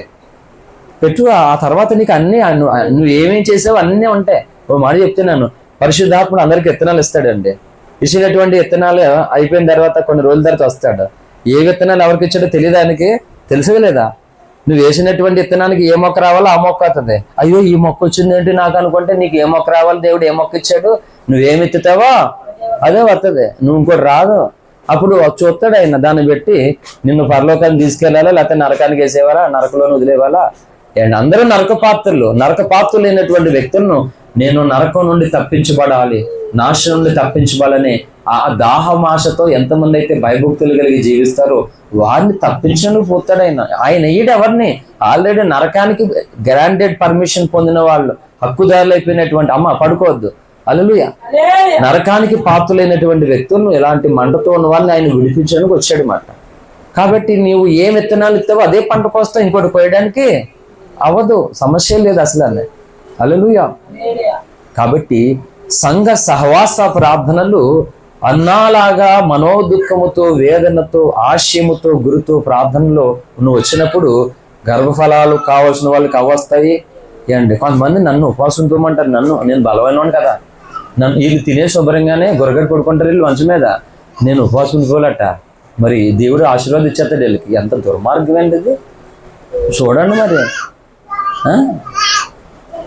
అందుకే అన్న జ్యోతిష్కుడి దగ్గరికి వెళ్ళిపోండి, అన్న చెప్పేస్తాడు ఏం జరిగింది అన్న. ఫాస్ట్ గారు చెప్పడానికి లేట్ అవుతుంది, అదే జ్యోతిష్కుడి దగ్గరికి వెళ్ళిపోయానుకో అన్న చెప్పేస్తాడు ఆడికి. ఎందుకంటే మరి నువ్వు కట్టెత్తావు కదా ఆడికి, అంతే కదా, కట్టెత్తావు వాడు అన్న చెప్పేస్తాడు అడ్డ. ఉత్తిని పోగొట్టుకుంటాడు ఇటు బేరం. ఆధార్ కార్డులు ఇవ్వండి, మీ జాతకం అంతా చెప్పేస్తాను నేను. ఏదో అనుకుంటున్నారు ఎడ్డు మాకు వాళ్ళు ఎన్నిసార్లు చెప్పాలండి మీకు చెప్పేసి నీ చెప్పడం. బోల్డ్ సంగతులు ఉన్నాయి, వినవలసిన సంగతులు, నేర్చుకోవాల్సినవి. అందుకే చెప్పినవి చెప్పించుకోకూడదు, హల్లెలూయా. ఆధార్ కార్డులు ఇస్తే నీకు ఎన్ని బ్యాంక్ అకౌంట్లు ఉన్నాయో, నువ్వు ఎన్ని ట్రాన్సాక్షన్లు ఉన్నాయో మొత్తం చెప్పేస్తాను. అలాగే జ్యోతిష్కుడి దగ్గర పడిపోయినటువంటి ద్రాక్ష పనిచేస్తే నీ మంచి చెడు కూడా నీ ఆలోచన అనేది వాడికి తెలుస్తుంది. దాన్ని పెట్టి చెప్పేస్తే అయ్యి బాబు ఎందుకు అపోడు లేదు బాబు, మొత్తం బురకాయ అంటారు, దాంట్లో లేడీస్ 100 మంది తీసుకెళ్ళిపోతావు ఆడ దగ్గరికి. సంఘానికి నీ మొఖానికి ఒకరిని తీసుకురావు నువ్వు, జ్యోతిష్కుడి దగ్గర మాత్రం అక్కడ ఆడున్నాడు ఈడున్నాడు అని చెప్పి తీసుకెళ్ళిపోతారు. సిగ్గుపడాలి మన విషయంలో. స్వార్థకు రక్షణలోని కొంతమందిని రప్పించడం రావట్లేదు, కానీ అక్కడ మంచి జ్యోతిష్కుడు ఉన్నాడు, ఇది ఉన్నాడట, ఫలానా ప్రాంతంలో ఫలానా స్థలంలో ఒక జీవము కలిగిన దేవుని సేవకుడు ఉన్నాడు, రండి సత్యవాక్యం మీకు అందిస్తాడని ఎంతమంది ఉన్నారంటే అబ్బే అదేమీ లేదు అసలు. ఫలానా చోట మంచి బుడమొక్కలోడు ఉన్నాడు అనమాట, బేరం పోగొట్టుకుంటాడండి, వెళ్తేనే పోగొట్టుకుంటారా దెయ్యం వస్తుంది చెప్పేస్తుంది నీకోసం. 2 ముక్కలు చెప్పేసరికి ఫ్లాట్ అయిపోతుంది, ఇంకా ఆ దెబ్బతో 1 లేని కలిసి చెప్పేస్తాడనమాట వాడు. ఇంకా అంతే సంగతులు, ఇంక వదిలేతుంది వాడిని. ఒక్కసారి భూతాల దగ్గరికి వెళ్ళినటువంటి వ్యక్తిని దెయ్యము ఎట్టి పరిస్థితుల్లోనూ వదలదు. 2 సంవత్సరాలైనా 3 సంవత్సరాలైనా 4 సంవత్సరాలు 5 సంవత్సరాలైనా తగినటువంటి దెయ్యాన్ని సమస్యను వాడు 100% పంపిస్తాడు. వీరు పెద్ద ఏదో జ్ఞానులు అనుకుంటున్నారు, నన్ను అంటున్నారు. ఏం చేస్తాం మనం, చర్చికి వెళ్తే మాత్రం అంత సంపడుతుంటే సొత్త పెట్టి రచ్చరే కట్టించుకో బాబా. నేను అమ్మా దేవి అంటున్నావా, ఏనండి ఏం చెప్తున్నాడు పాస్టర్ గారు, రచ్చరే కట్టించేసుకోవాలట. అది పేగులు తీసుకొని మెల్ల వేసేసుకొని ఇంకా అక్కడే నిలబడితేనే హల్లెలూయా. కాబట్టి జాగ్రత్త ఎవరైనా అలాంటి మాట్లాడితే ఆ పాస్టర్ గారికి 1 పేగు ఉందో 2 పేగులు లేదు ఎదుగుతున్నాడు అసలనే పంపించేసి నాది కానీ వేసేసుకుంటాడని భయపడండి జాగ్రత్తగా, హల్లెలూయా. ఇది పరిస్థితి. సంఘ సహవాసాన్ని నిర్లక్ష్యం చేసిన చెప్తున్నాను, వారు దేనికి మహిమపరచలేరు. వారు నేను చెప్తున్నాను, మీరు ఏ బోధకుడి దగ్గరికి వెళ్తారో వెళ్ళండి, వారు జ్ఞానవంతురాలు తన ఇల్లు కట్టుకున్నానని రాయబడింది కదా. ఇప్పుడు రివర్స్గా 3 రాళ్ళు తన చేతులతో తన ఇల్లు, మగవాళ్ళైనా స్త్రీలైనా కింద లేఖంలోకి వస్తారు. సహవాసాన్ని నిర్లక్ష్యం చేసిన ప్రతి స్త్రీ ప్రతి పురుషుడు సామెతలు 14 మొదటి వచనం 2వ భాగంలోకి వస్తారు. రాకపోతే ఈ సేవ వదిలేస్తాను, మీరు ఏ సేవకుడి దగ్గరికి వెళ్ళని నిరూపించుకోండి. అర్థమవుతుందా? హల్లెలూయా. తాతది నాంది పాడైపోతుందని కంటిన్యూ చేయడానికి రాలేదు, పరిశుద్ధాత్మ చేత రేపబడి ఇక్కడికి వచ్చారు. ఎందుకంటే జ్ఞానం కలిగిన వారు చేతగాళ్ళగా ముడుచుకొని కూర్చున్నారు. జ్ఞానం కలిగి బలార్జుడైనటువంటి సౌలు ఏం చేశాడు, గొలియాతుని చూసి శాతకానుడు కూర్చున్నాడు, దాక్కున్నాడు. బలహీనుడు వచ్చి దేవుని రోషంతో వెళ్ళి గొలియాతు మీద యుద్ధానికి వెళ్తానంటే మళ్ళీ వెనకలాగుతున్నాడు. కాదు, అదే చెప్తున్నాను, ఉన్న జ్ఞానం ఏం వాడతా వాడలేరు వాళ్ళు. అందుకనే లోకంలో గొప్పవారిని బలవంతుల్ని సిగ్గుపరచడానికి దేవుడు ఏం చేస్తాడట, బలహీనుల్ని బేదల్ని రోగులని ఏమీ తెలియనటువంటి వ్యక్తిని ఎన్నుకుంటాడు మాట వాళ్ళు. అది మాట సంగతి. అంతేకాదు ఆయన అన్యాయస్తుడి కాదు. అసలు ఏ ఒక్కరు కూడా దేవుడు నాకు అన్యాయం చేశాడని ఒక్కరు కూడా చెప్పడానికి అవకాశం లేదు. అసలు నేనైనా సరే చెప్పడానికి అవకాశం లేదు. నాకు అన్యాయం చేశాడని రండి ఎవరైనా చెప్పండి ఒకసారి, నేనే నిరూపించేస్తాను అన్యాయం కాదు అది అని చెప్పేసి. హల్లెలూయా.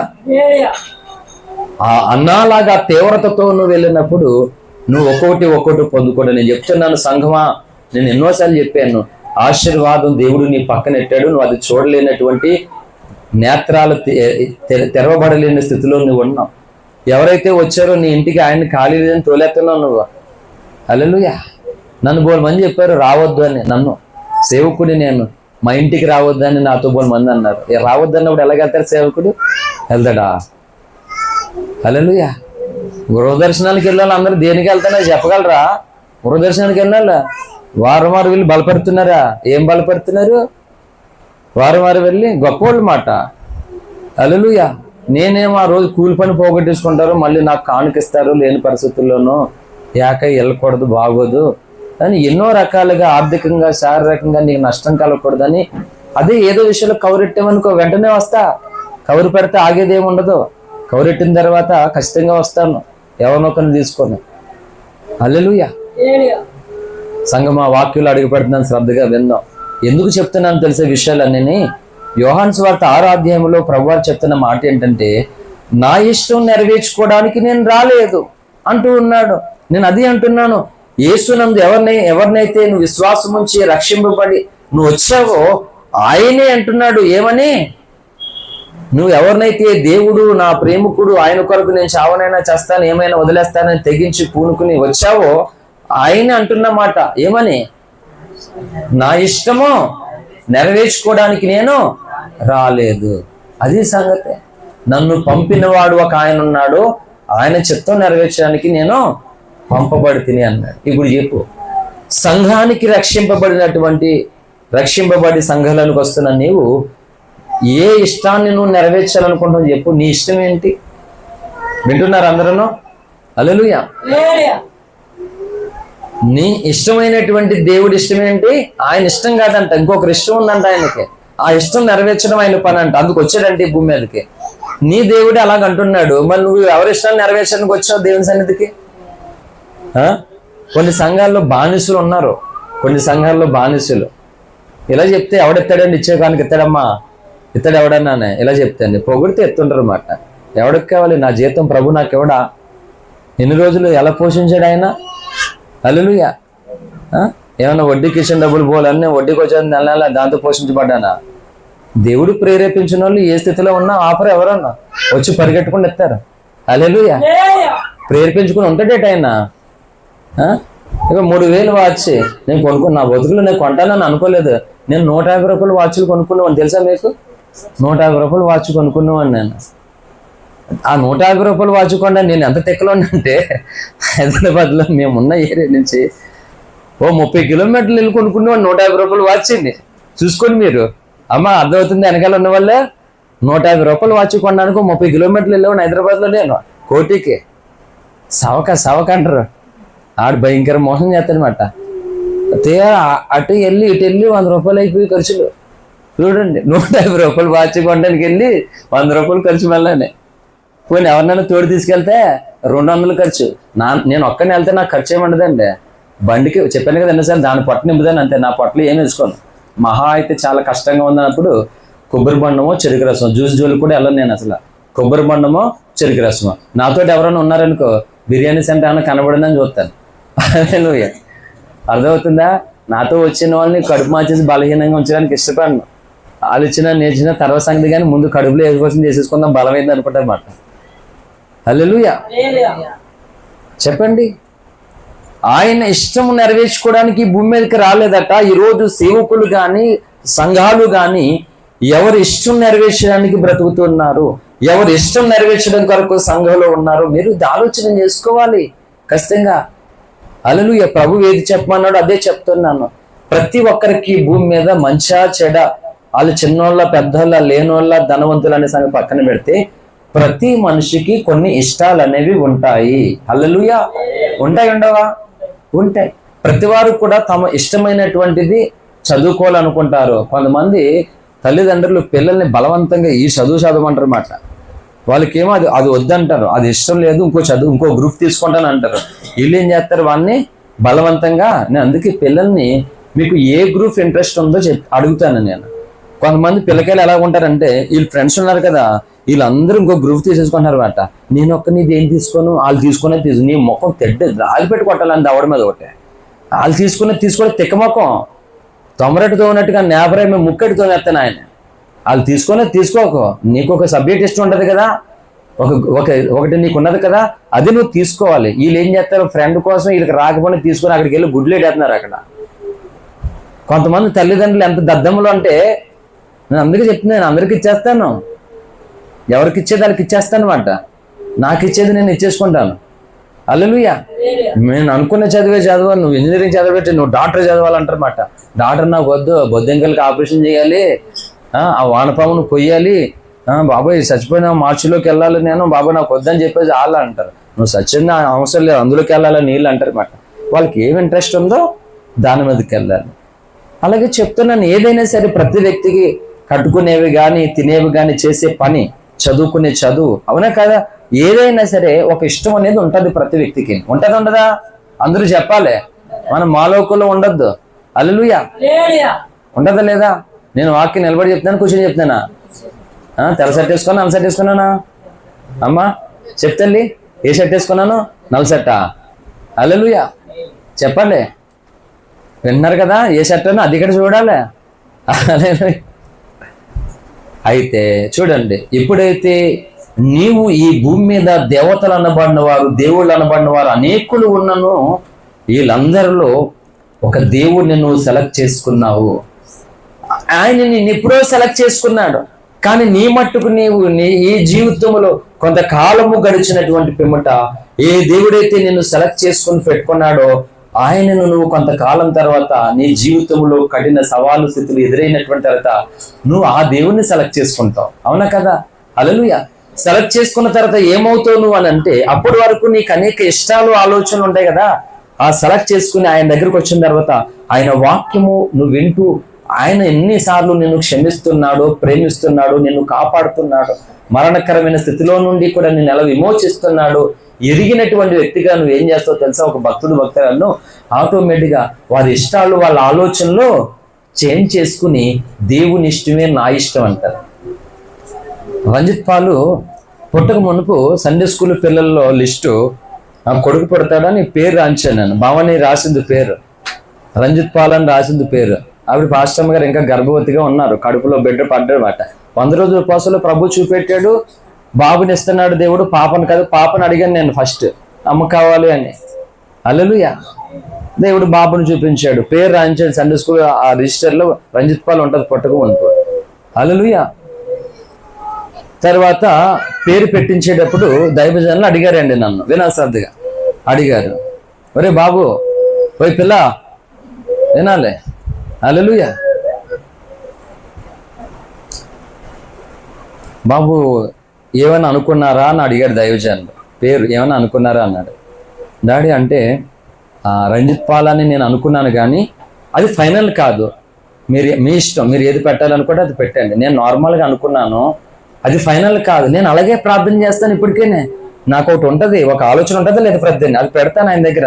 కానీ ఫైనల్ నువ్వు అనుకున్నది ఇవ్వమంటనమాట. హల్లెలూయా. రిజల్ట్ ఆయన ఇవ్వాలి, ఫైనల్ ఆయన ఇవ్వాలి. అప్లికేషన్ పెట్టడమే మన పని. నీకు నచ్చకపోతే రిజెక్ట్ చేసే పని. రిజెక్ట్ చేసేవని అనుకోవడం ఏమి ఉండదు మనకి, సమస్య లేదు అసలు. అందుకనే ఒక వ్యక్తి అభిషేకముతో, జ్ఞానంతో, వివేకంతో ఎందుకు ముందుకెళ్తారో తెలుసా? వెనకాల మంది ఉన్నారు వల్ల, డబ్బులు ఉండడం వల్ల కాదు. దేవునికి అసహ్యకరమైనది, విరోధకరమైనటువంటి సనుగు ఎవరిలో అయితే ఉండదో వారు అత్యధికంగా అభివృద్ధి పొందుతారు అన్నమాట. సనుగులు ఉన్న వాళ్ళు వాళ్ళ పంటను వాళ్ళే నాశనం చేసుకుంటున్నారు.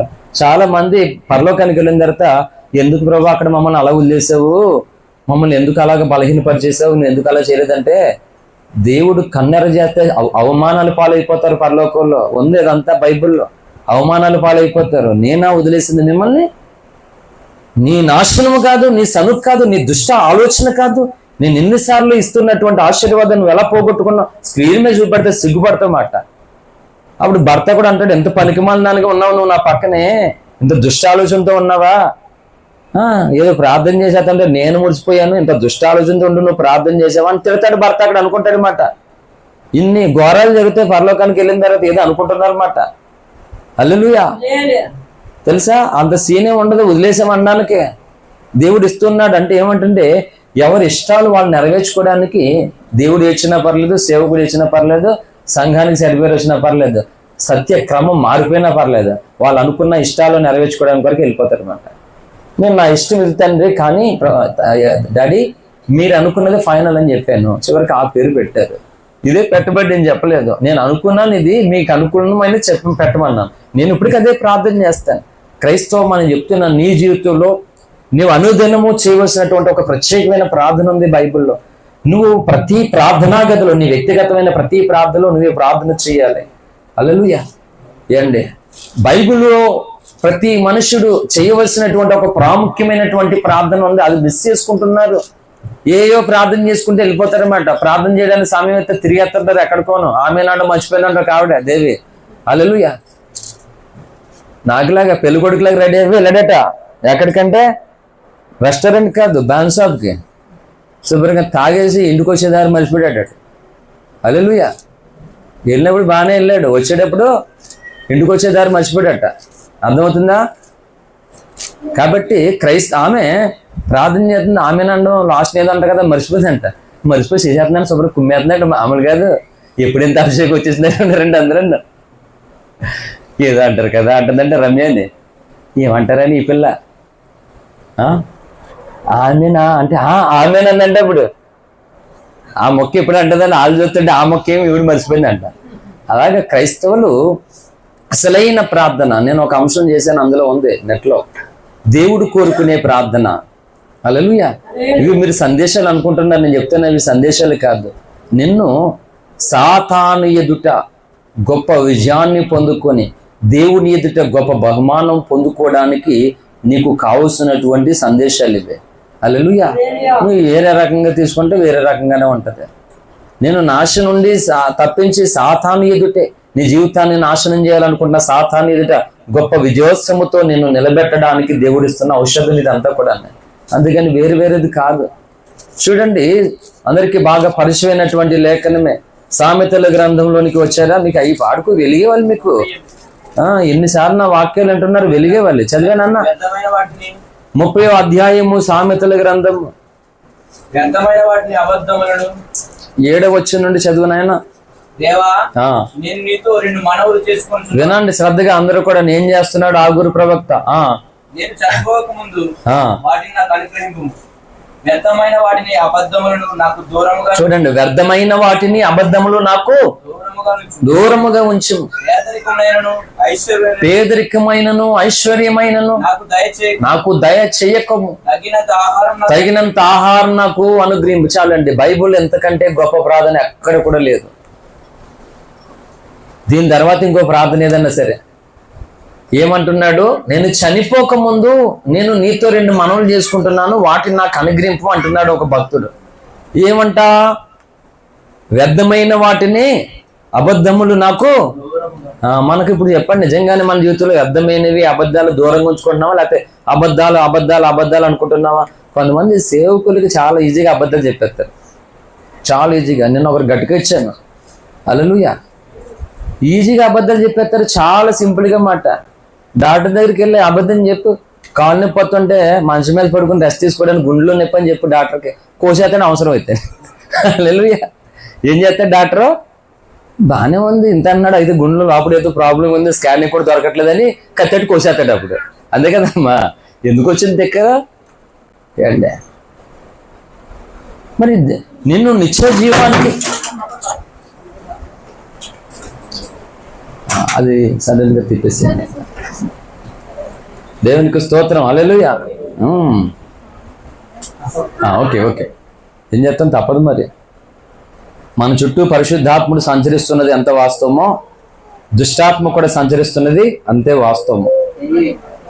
హల్లెలూయా అండి. నా వైపు చూడండి, తప్పదు కొన్నిసార్లు మరి. ఊరుకో నాన్న, ఊరుకో. హల్లెలూయా. పౌలు వాక్యం చెప్తున్నప్పుడు కిటికీ మీద ఒకడు అడిపోయాడు కిందకి. కనీసం కాంగాడినప్పుడు కనీసం పౌలు శిష్యుడు అనేది అనిపించుకోలేడు, తప్పదు మరి. అవసరమైతే నేనే అడిపోతాను. హల్లెలూయా. అలా అడిపోకుండా ఉండడానికి దేవుడు కూర్చోబెట్టి ప్రసంగం చెప్పిస్తున్నాడు. హల్లెలూయా. చెప్పండి, ఏం చెప్తున్నాను నేను ఇప్పుడు?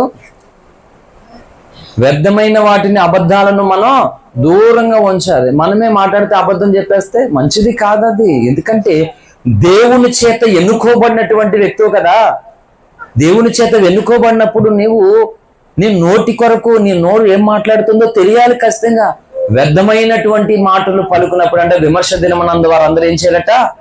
లెక్క అప్పగించాలట. నీ నోటితో నువ్వు పలుకుతున్న ప్రతి వ్యర్థమైనటువంటి మాటను గురించి దేవుడి దగ్గర నువ్వు లెక్క అప్పచెప్పాలట. హల్లెలూయా. అందుకే అన్నాడు, ఏ కాంటెస్ట్ లో అన్నాడు అనుకుంటున్న దేవుడు? చాలా మందికి తెలియదు, కాన్సెప్ట్ తెలియదు. ఆకాశ నా సింహాసనం, భూమి నా పాదపీఠం. దేనికన్నాడు చెప్పండి? అంటే నువ్వు భూమి మీద ఎంత స్థలం కావాలని చాలు ఇచ్చేస్తానని అర్థమా? దానికన్నాడు దేవుడు. మరి దేనికన్నాడు అన్నమాట? నువ్వు భూమి మీద ఉన్నావు నాయనా, నువ్వు ఉన్న భూమి ఎక్కడ? నేను పాదపీఠం అది, నువ్వు జాగ్రత్తగా ఏం పలుకుతున్నావు పలకాలే అని చెప్పాడు దేవుడు. హల్లెలూయా. జాగ్రత్త, నా పాదపీఠమైనటువంటి భూమి మీద ఏది పడుతుంది నువ్వు పలకూడదని చెప్పాడు దేవుడు. అదంటున్నాను, బైబిల్ దగ్గరకు వచ్చావు కానీ బైబిల్కి వేరుగా బ్రతుకుతుంటే లాభమా నష్టమా? నష్టమే. అర్థమవుతుందా? నష్టమే. కాబట్టి వ్యర్థమైన వాటిని, అబద్ధములు నాకు దూరంగా ఉంచమన్నాడు. ఇప్పుడు ఏం చేయాలట? ఐశ్వర్యమైన బేదరికమైన నాకు దయ చేయకోమో వద్దు అంటున్నాడు. బేదరికం వద్దంట. ఎంత తెలివైన ప్రార్థన చూడండి. ఐశ్వర్యం వద్దంట, బేదరికం వద్దంట. ఇప్పుడు ఏం చేయాలి? జోసెఫ్ ప్రస్తుతం ధనవంతుడు కాదు, బేదవాడు కాదు. హల్లెలూయా. తలపెట్టినటువంటి ప్రతి దానికి తగినంతగా దేవుడు ఎప్పటికప్పుడే కృప చూపెడుతూ నడిపిస్తున్నాడు అనమాట. ఎందుకు భేదవాడిని అవుతాను? ధనవంతుని కొంతమంది చేశారు కాబట్టి అర్జెంటుగా 50,000 ఇమ్మంటున్నారు అక్క నన్ను. హల్లెలూయా. ఫోన్పే అంటే మళ్ళీ మామూలు కాదు, ఫోన్పే అర్జెంటుగా చేసేటట్ట. కొంతమంది ఇంకా అలిగేశారు, ఇంకెప్పుడు అడిగినా లేవని సనుగులే. ఈసారి మా సంఘంలో ఎవరి పేరైనా చెప్దాము రండి ఇచ్చేస్తారు, ఇంకా చెప్తే ఎవరు కనబట్టలేదు. హల్లెలూయా. ఆమె ఎవరి పేరైనా చెప్పనా? దేవి చెప్పనా నీ పేరు? పెదవాసలు దేవి వాళ్ళ ఇంటికి రండి ఇచ్చేస్తుంది చెప్పనమ్మా. హల్లెలూయా. నేను జానకిరామ్ పెద్దనాన్న ఉన్నాడా లేడా?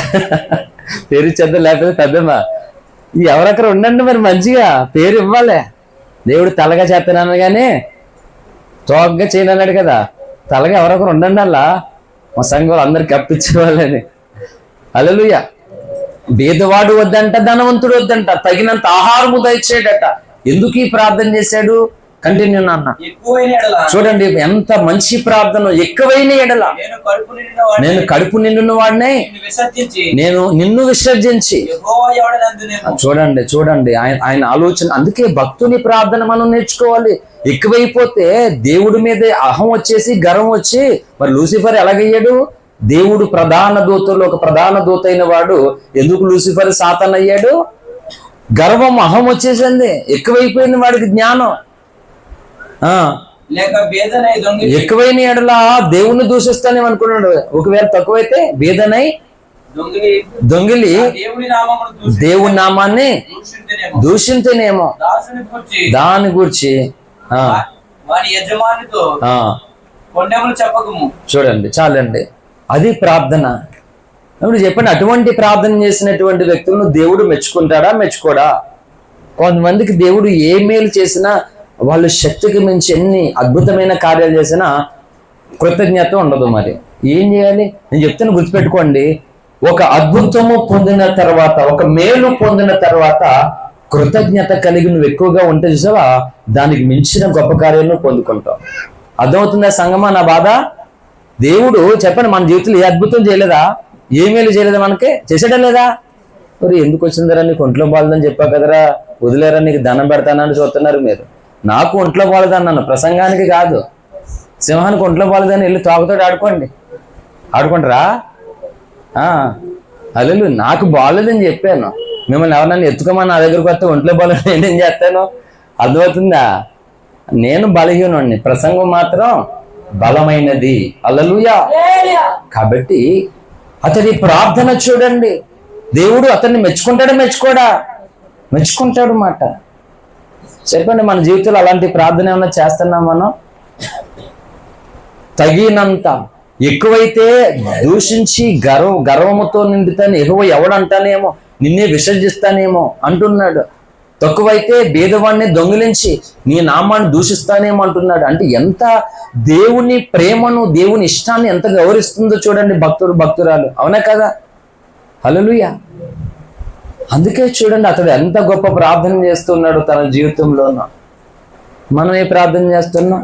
అందుకే అంటున్నాను, మన జీవితంలో దేవుడు అనేకమైన అద్భుతాలు, ఆశ్చర్యాలు, మేలులు చేశాడు. చేసిన దానికి నువ్వెంత కృతజ్ఞతతో స్తుతిస్తావో అన్ని గొప్ప కార్యాలు పొందుతావు. ఈ కృతజ్ఞత లేకుండా సనుకుంటూ చూసావా, వాళ్ళ జీవితంలో చేయాలనుకున్న ప్రతిదీ కూడా ఆగిపోవడానికి వాళ్ళే అడ్డుపడ్డారు.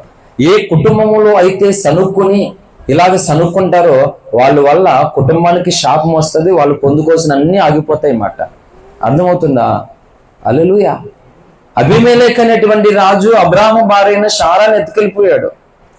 ఈయన చెల్లెలని చెప్పాడు. అబ్రాహాము భయపడే ఎత్తుకెళ్ళిపోతే ఆ అబీమెలెకు ఇంటి వాళ్ళందరూ గర్భాలు మూసేశాడు దేవుడు. పెట్టుకోవద్దు, ఒక అభిషక్తులతో పెట్టుకోవద్దు. అసలు ఎలా పడితే అలాగా నోటిని ఎలా పడితే అలాగా మాట్లాడొద్దు. హల్లెలూయా. ఏండి చాలా సంఘాల్లో పాస్టర్ గారు చెప్పించేస్తారు, ఇంకో సంఘానికి వెళ్తే ఇంకో కూటానికి వెళ్తే భయపడిపోయి బతుకుతున్నారు చాలా మంది. ఏండి అభిషక్తుని దూషణ పాలు చేయొద్దు ఎట్టి పరిస్థితుల్లోనూ మాట. హల్లెలూయా. ఈ ప్రార్థన చేస్తూ ఉండాలి. ముగించేస్తున్న చాలా విషయాలు ఉన్నాయి. నేను అదే యోహాను సువార్త అదే అధ్యాయంలోంచి మొదటిసారి కాదు ప్రసంగం చేస్తా, 3 సార్లు చేశాను ఆదివారం కూడా. నా ఇష్టం నెరవేర్చుకోవడానికి నేను రాలేదని యేసు ప్రభువు చెప్తే, యేసే నా దేవుడు అనుకున్న వ్యక్తులు ఇప్పుడు ఎవరి ఇష్టం నెరవేర్చాలి చెప్పాలి. అందరూ కూడా ఎవరి ఇష్టం నెరవేర్చాలి యథార్థంగా నెరవేరుస్తున్నారు. అందరూ నెరవేర్చట్లేదు. ఫెయిల్ ఇక్కడ సంఘాలు, క్రైస్తవ సంఘాలన్నీ ఫెయిల్ ఇక్కడ. మరి ఫెయిల్ అయిపోతే రేపు పొద్దుటిల్లు పరలోకంలో దేవుడు వీళ్ళకి ఏమి ఇవ్వాలండి? ఇస్తాడా? ఏమిస్తాడు వీళ్ళకి? అందుకే అంటున్నాను, నీ ఇష్టము రక్షణ లేనప్పుడు, ఏసెవరో తెలియనప్పుడు నీకంటే ఒక ప్రత్యేక ఇష్టం ఉంది. ఆ ఇష్టాన్ని నెరవేర్చుకోవడానికి అడ్డదారులు తొక్కుతావో, మోసాలు చేస్తావో, ఎలా బ్రతుకుతావో. కానీ ఇప్పుడు రావాల్సిన వాడి దగ్గరకు నువ్వు వచ్చావు కదా, ఇప్పుడు నీ ప్రతి దారి ఎలా ఉండాలి? సరైన రీతిగా ఉండాలి, సత్ప్రవర్తన కలిగి ఉండాలి. ప్రభువు రాకడ సమీపిస్తున్నప్పుడు క్రైస్తవులను దేవుడు ఎలా ఉండమని చెప్పాడు తెలుసా? పేతురు రాసిన 2వ పత్రిక 3వ అధ్యాయము 10వ వచనం నుండి చదవండి. అయితే ప్రభు దినము దొంగ వచ్చినట్లు వచ్చెను. ఆ దినమున ఆకాశంలో మహాధ్వనితో గతించిపోవును, పంచభూతాలు మిక్కటమైన వేండ్రముతో లయమైపోవును, భూమియు దాని మీద ఉన్న వృక్షములు కాలిపోవును. ఇవన్నీ ఇట్లు లయమైపోవనివి గనక ఆకాశములు రవలుకొని లయమైపోవునట్టు, పంచభూతములు మహావేండ్రతో కరిగిపోవునట్టు దేవుని దినపు రాకడ కొరకు కనిపెట్టచ్చు, దానిని ఆశతో అపేక్షించచ్చు.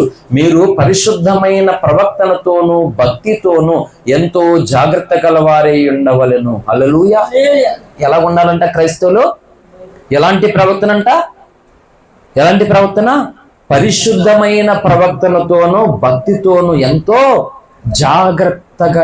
జాగ్రత్తగా ఉండాలట. ఏండి ఏమీ లేకుండా మనకు నచ్చినట్లుగా వచ్చి నచ్చినట్లుగా వెళ్ళిపోతే, అది అంటున్నాను, ఎలా దేవుడు ఆయన ఇష్టాన్ని అదే చూస్తాడు. దేవుడు భూమి మీద దేవుడు ఇచ్చినటువంటి రక్షణ పొంది ఆయన రక్తము ద్వారా పాప క్షమాపణ పొందిన తర్వాత ప్రభు తన వాక్యం ద్వారా మాట్లాడుతూ ఉంటాడు. మాట్లాడినప్పుడు భక్తులు సంఘం ఏం చేయాలి తెలుసా? తమ అభిప్రాయాలను, తమ ఇష్టాలను, తమ ఆలోచనలను మార్చుకుని దేవుని ఇష్టం మీదకు రావాలి. హల్లెలూయా. నువ్వు ఎంత వాక్యం విని దేవుడు నీతో ఎలా మాట్లాడినా సరే నీ ఇష్టం ఉంటే ఏం సాధిస్తావు? లూసిఫర్ పరలోక రాజ్యంలో తన ఇష్టాన్ని నెరవేర్చుకున్నాడండి. తన ఇష్టాన్ని నెరవేర్చుకున్నాడు. తనకి బాస్ ఎవరున్నారు? దేవుడు ఉన్నాడా లేదా?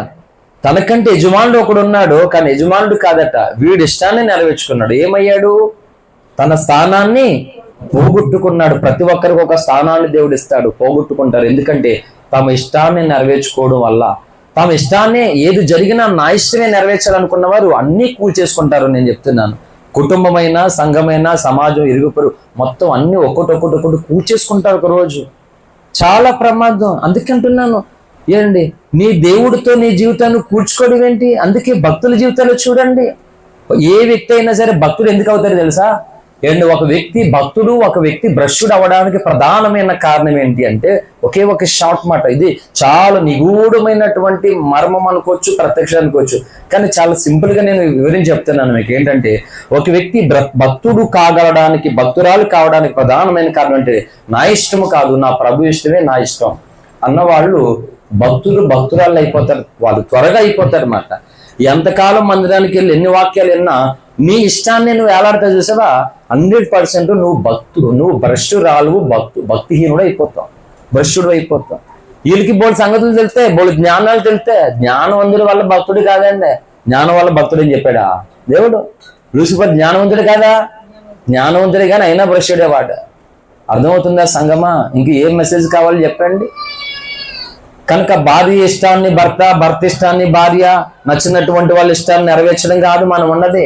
నీకు ఒక దేవుడు ఉన్నాడు, ఒక యజమానుడు ఉన్నాడు, ఒక కాపరి ఉన్నాడు, నీకు ఆయన రాబోతూ ఉన్నాడు. వచ్చి ఏం చేస్తాడంటే భూమి మీద తనకున్న ఎన్నో ఇష్టాలు చూడండి. చక్కగా మనకి సింపుల్ గా చెప్పాలంటే కుటుంబంలో తల్లిని చూడండి. తల్లి ఏం చేస్తుందంటే ఎప్పుడైతే బేబీ కడుపులో పడుతుందో అప్పటి వరకు తనకి ఇష్టాలు ఉన్నాయి అన్నీ ఆ తల్లి చెప్పాలి. తల్లి తన ఇష్టాలన్నీ వదిలేసుకుంటది. అమ్మ దేవుడు ఇంకేం నేర్పించాలండి? తండ్రి పత్ని చేస్తారా, తల్లి పత్ని చేస్తుందా? చెప్పాలి మీరు. తల్లి తన ఇష్టాలన్నీ మార్చుకుని ఆ పాలు విడిచే వరకు కూడా బిడ్డకి ఏమన్నా ఇది తింటే ఇది తాగితే తనకి ఇబ్బంది అయిపోతుందేమని తన ఇష్టాలన్నీ చంపుకుని తల్లి ఆ బిడ్డ కొరకు, ఆ బిడ్డను సంతోష పెట్టడం కొరకు, ఆ బిడ్డకు మేలు కలగడం కొరకు తన ఇష్టాలన్నీ వదిలేసుకుంటుంది. వదులుకుంటుందా లేదా? మరి యేసుక్రీస్తు ప్రభువు వారు కూడా దూతల చేత పరిశుద్ధుడు పరిశుద్ధుడని కెరూబులు 6 రెక్కలు ఉన్నాయి వాళ్ళకి.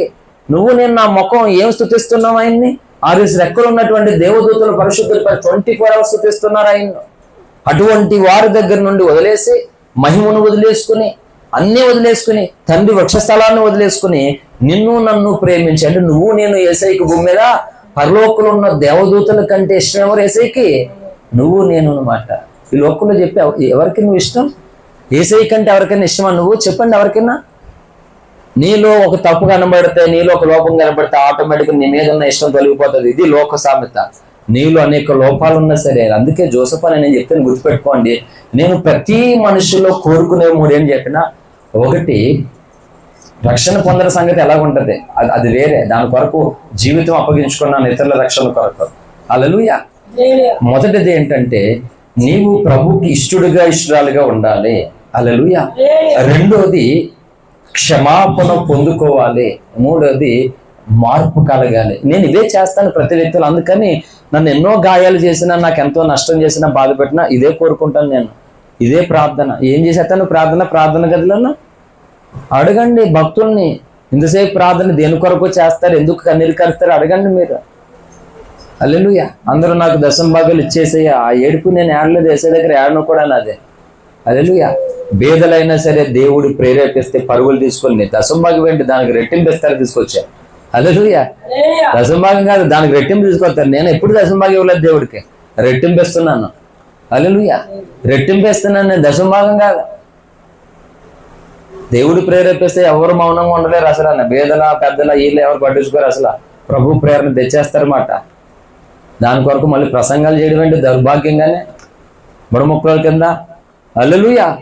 ఆ తల్లి బిడ్డ ఇష్టము కొరకు తన ఇష్టాలన్నీ మార్చుకుంటది. చెప్పు, నీకు ఒక దేవుడు ఉన్నాడని, మా దేవుడు ఇలాగని గొప్ప చెప్పుకోవడం కాదు.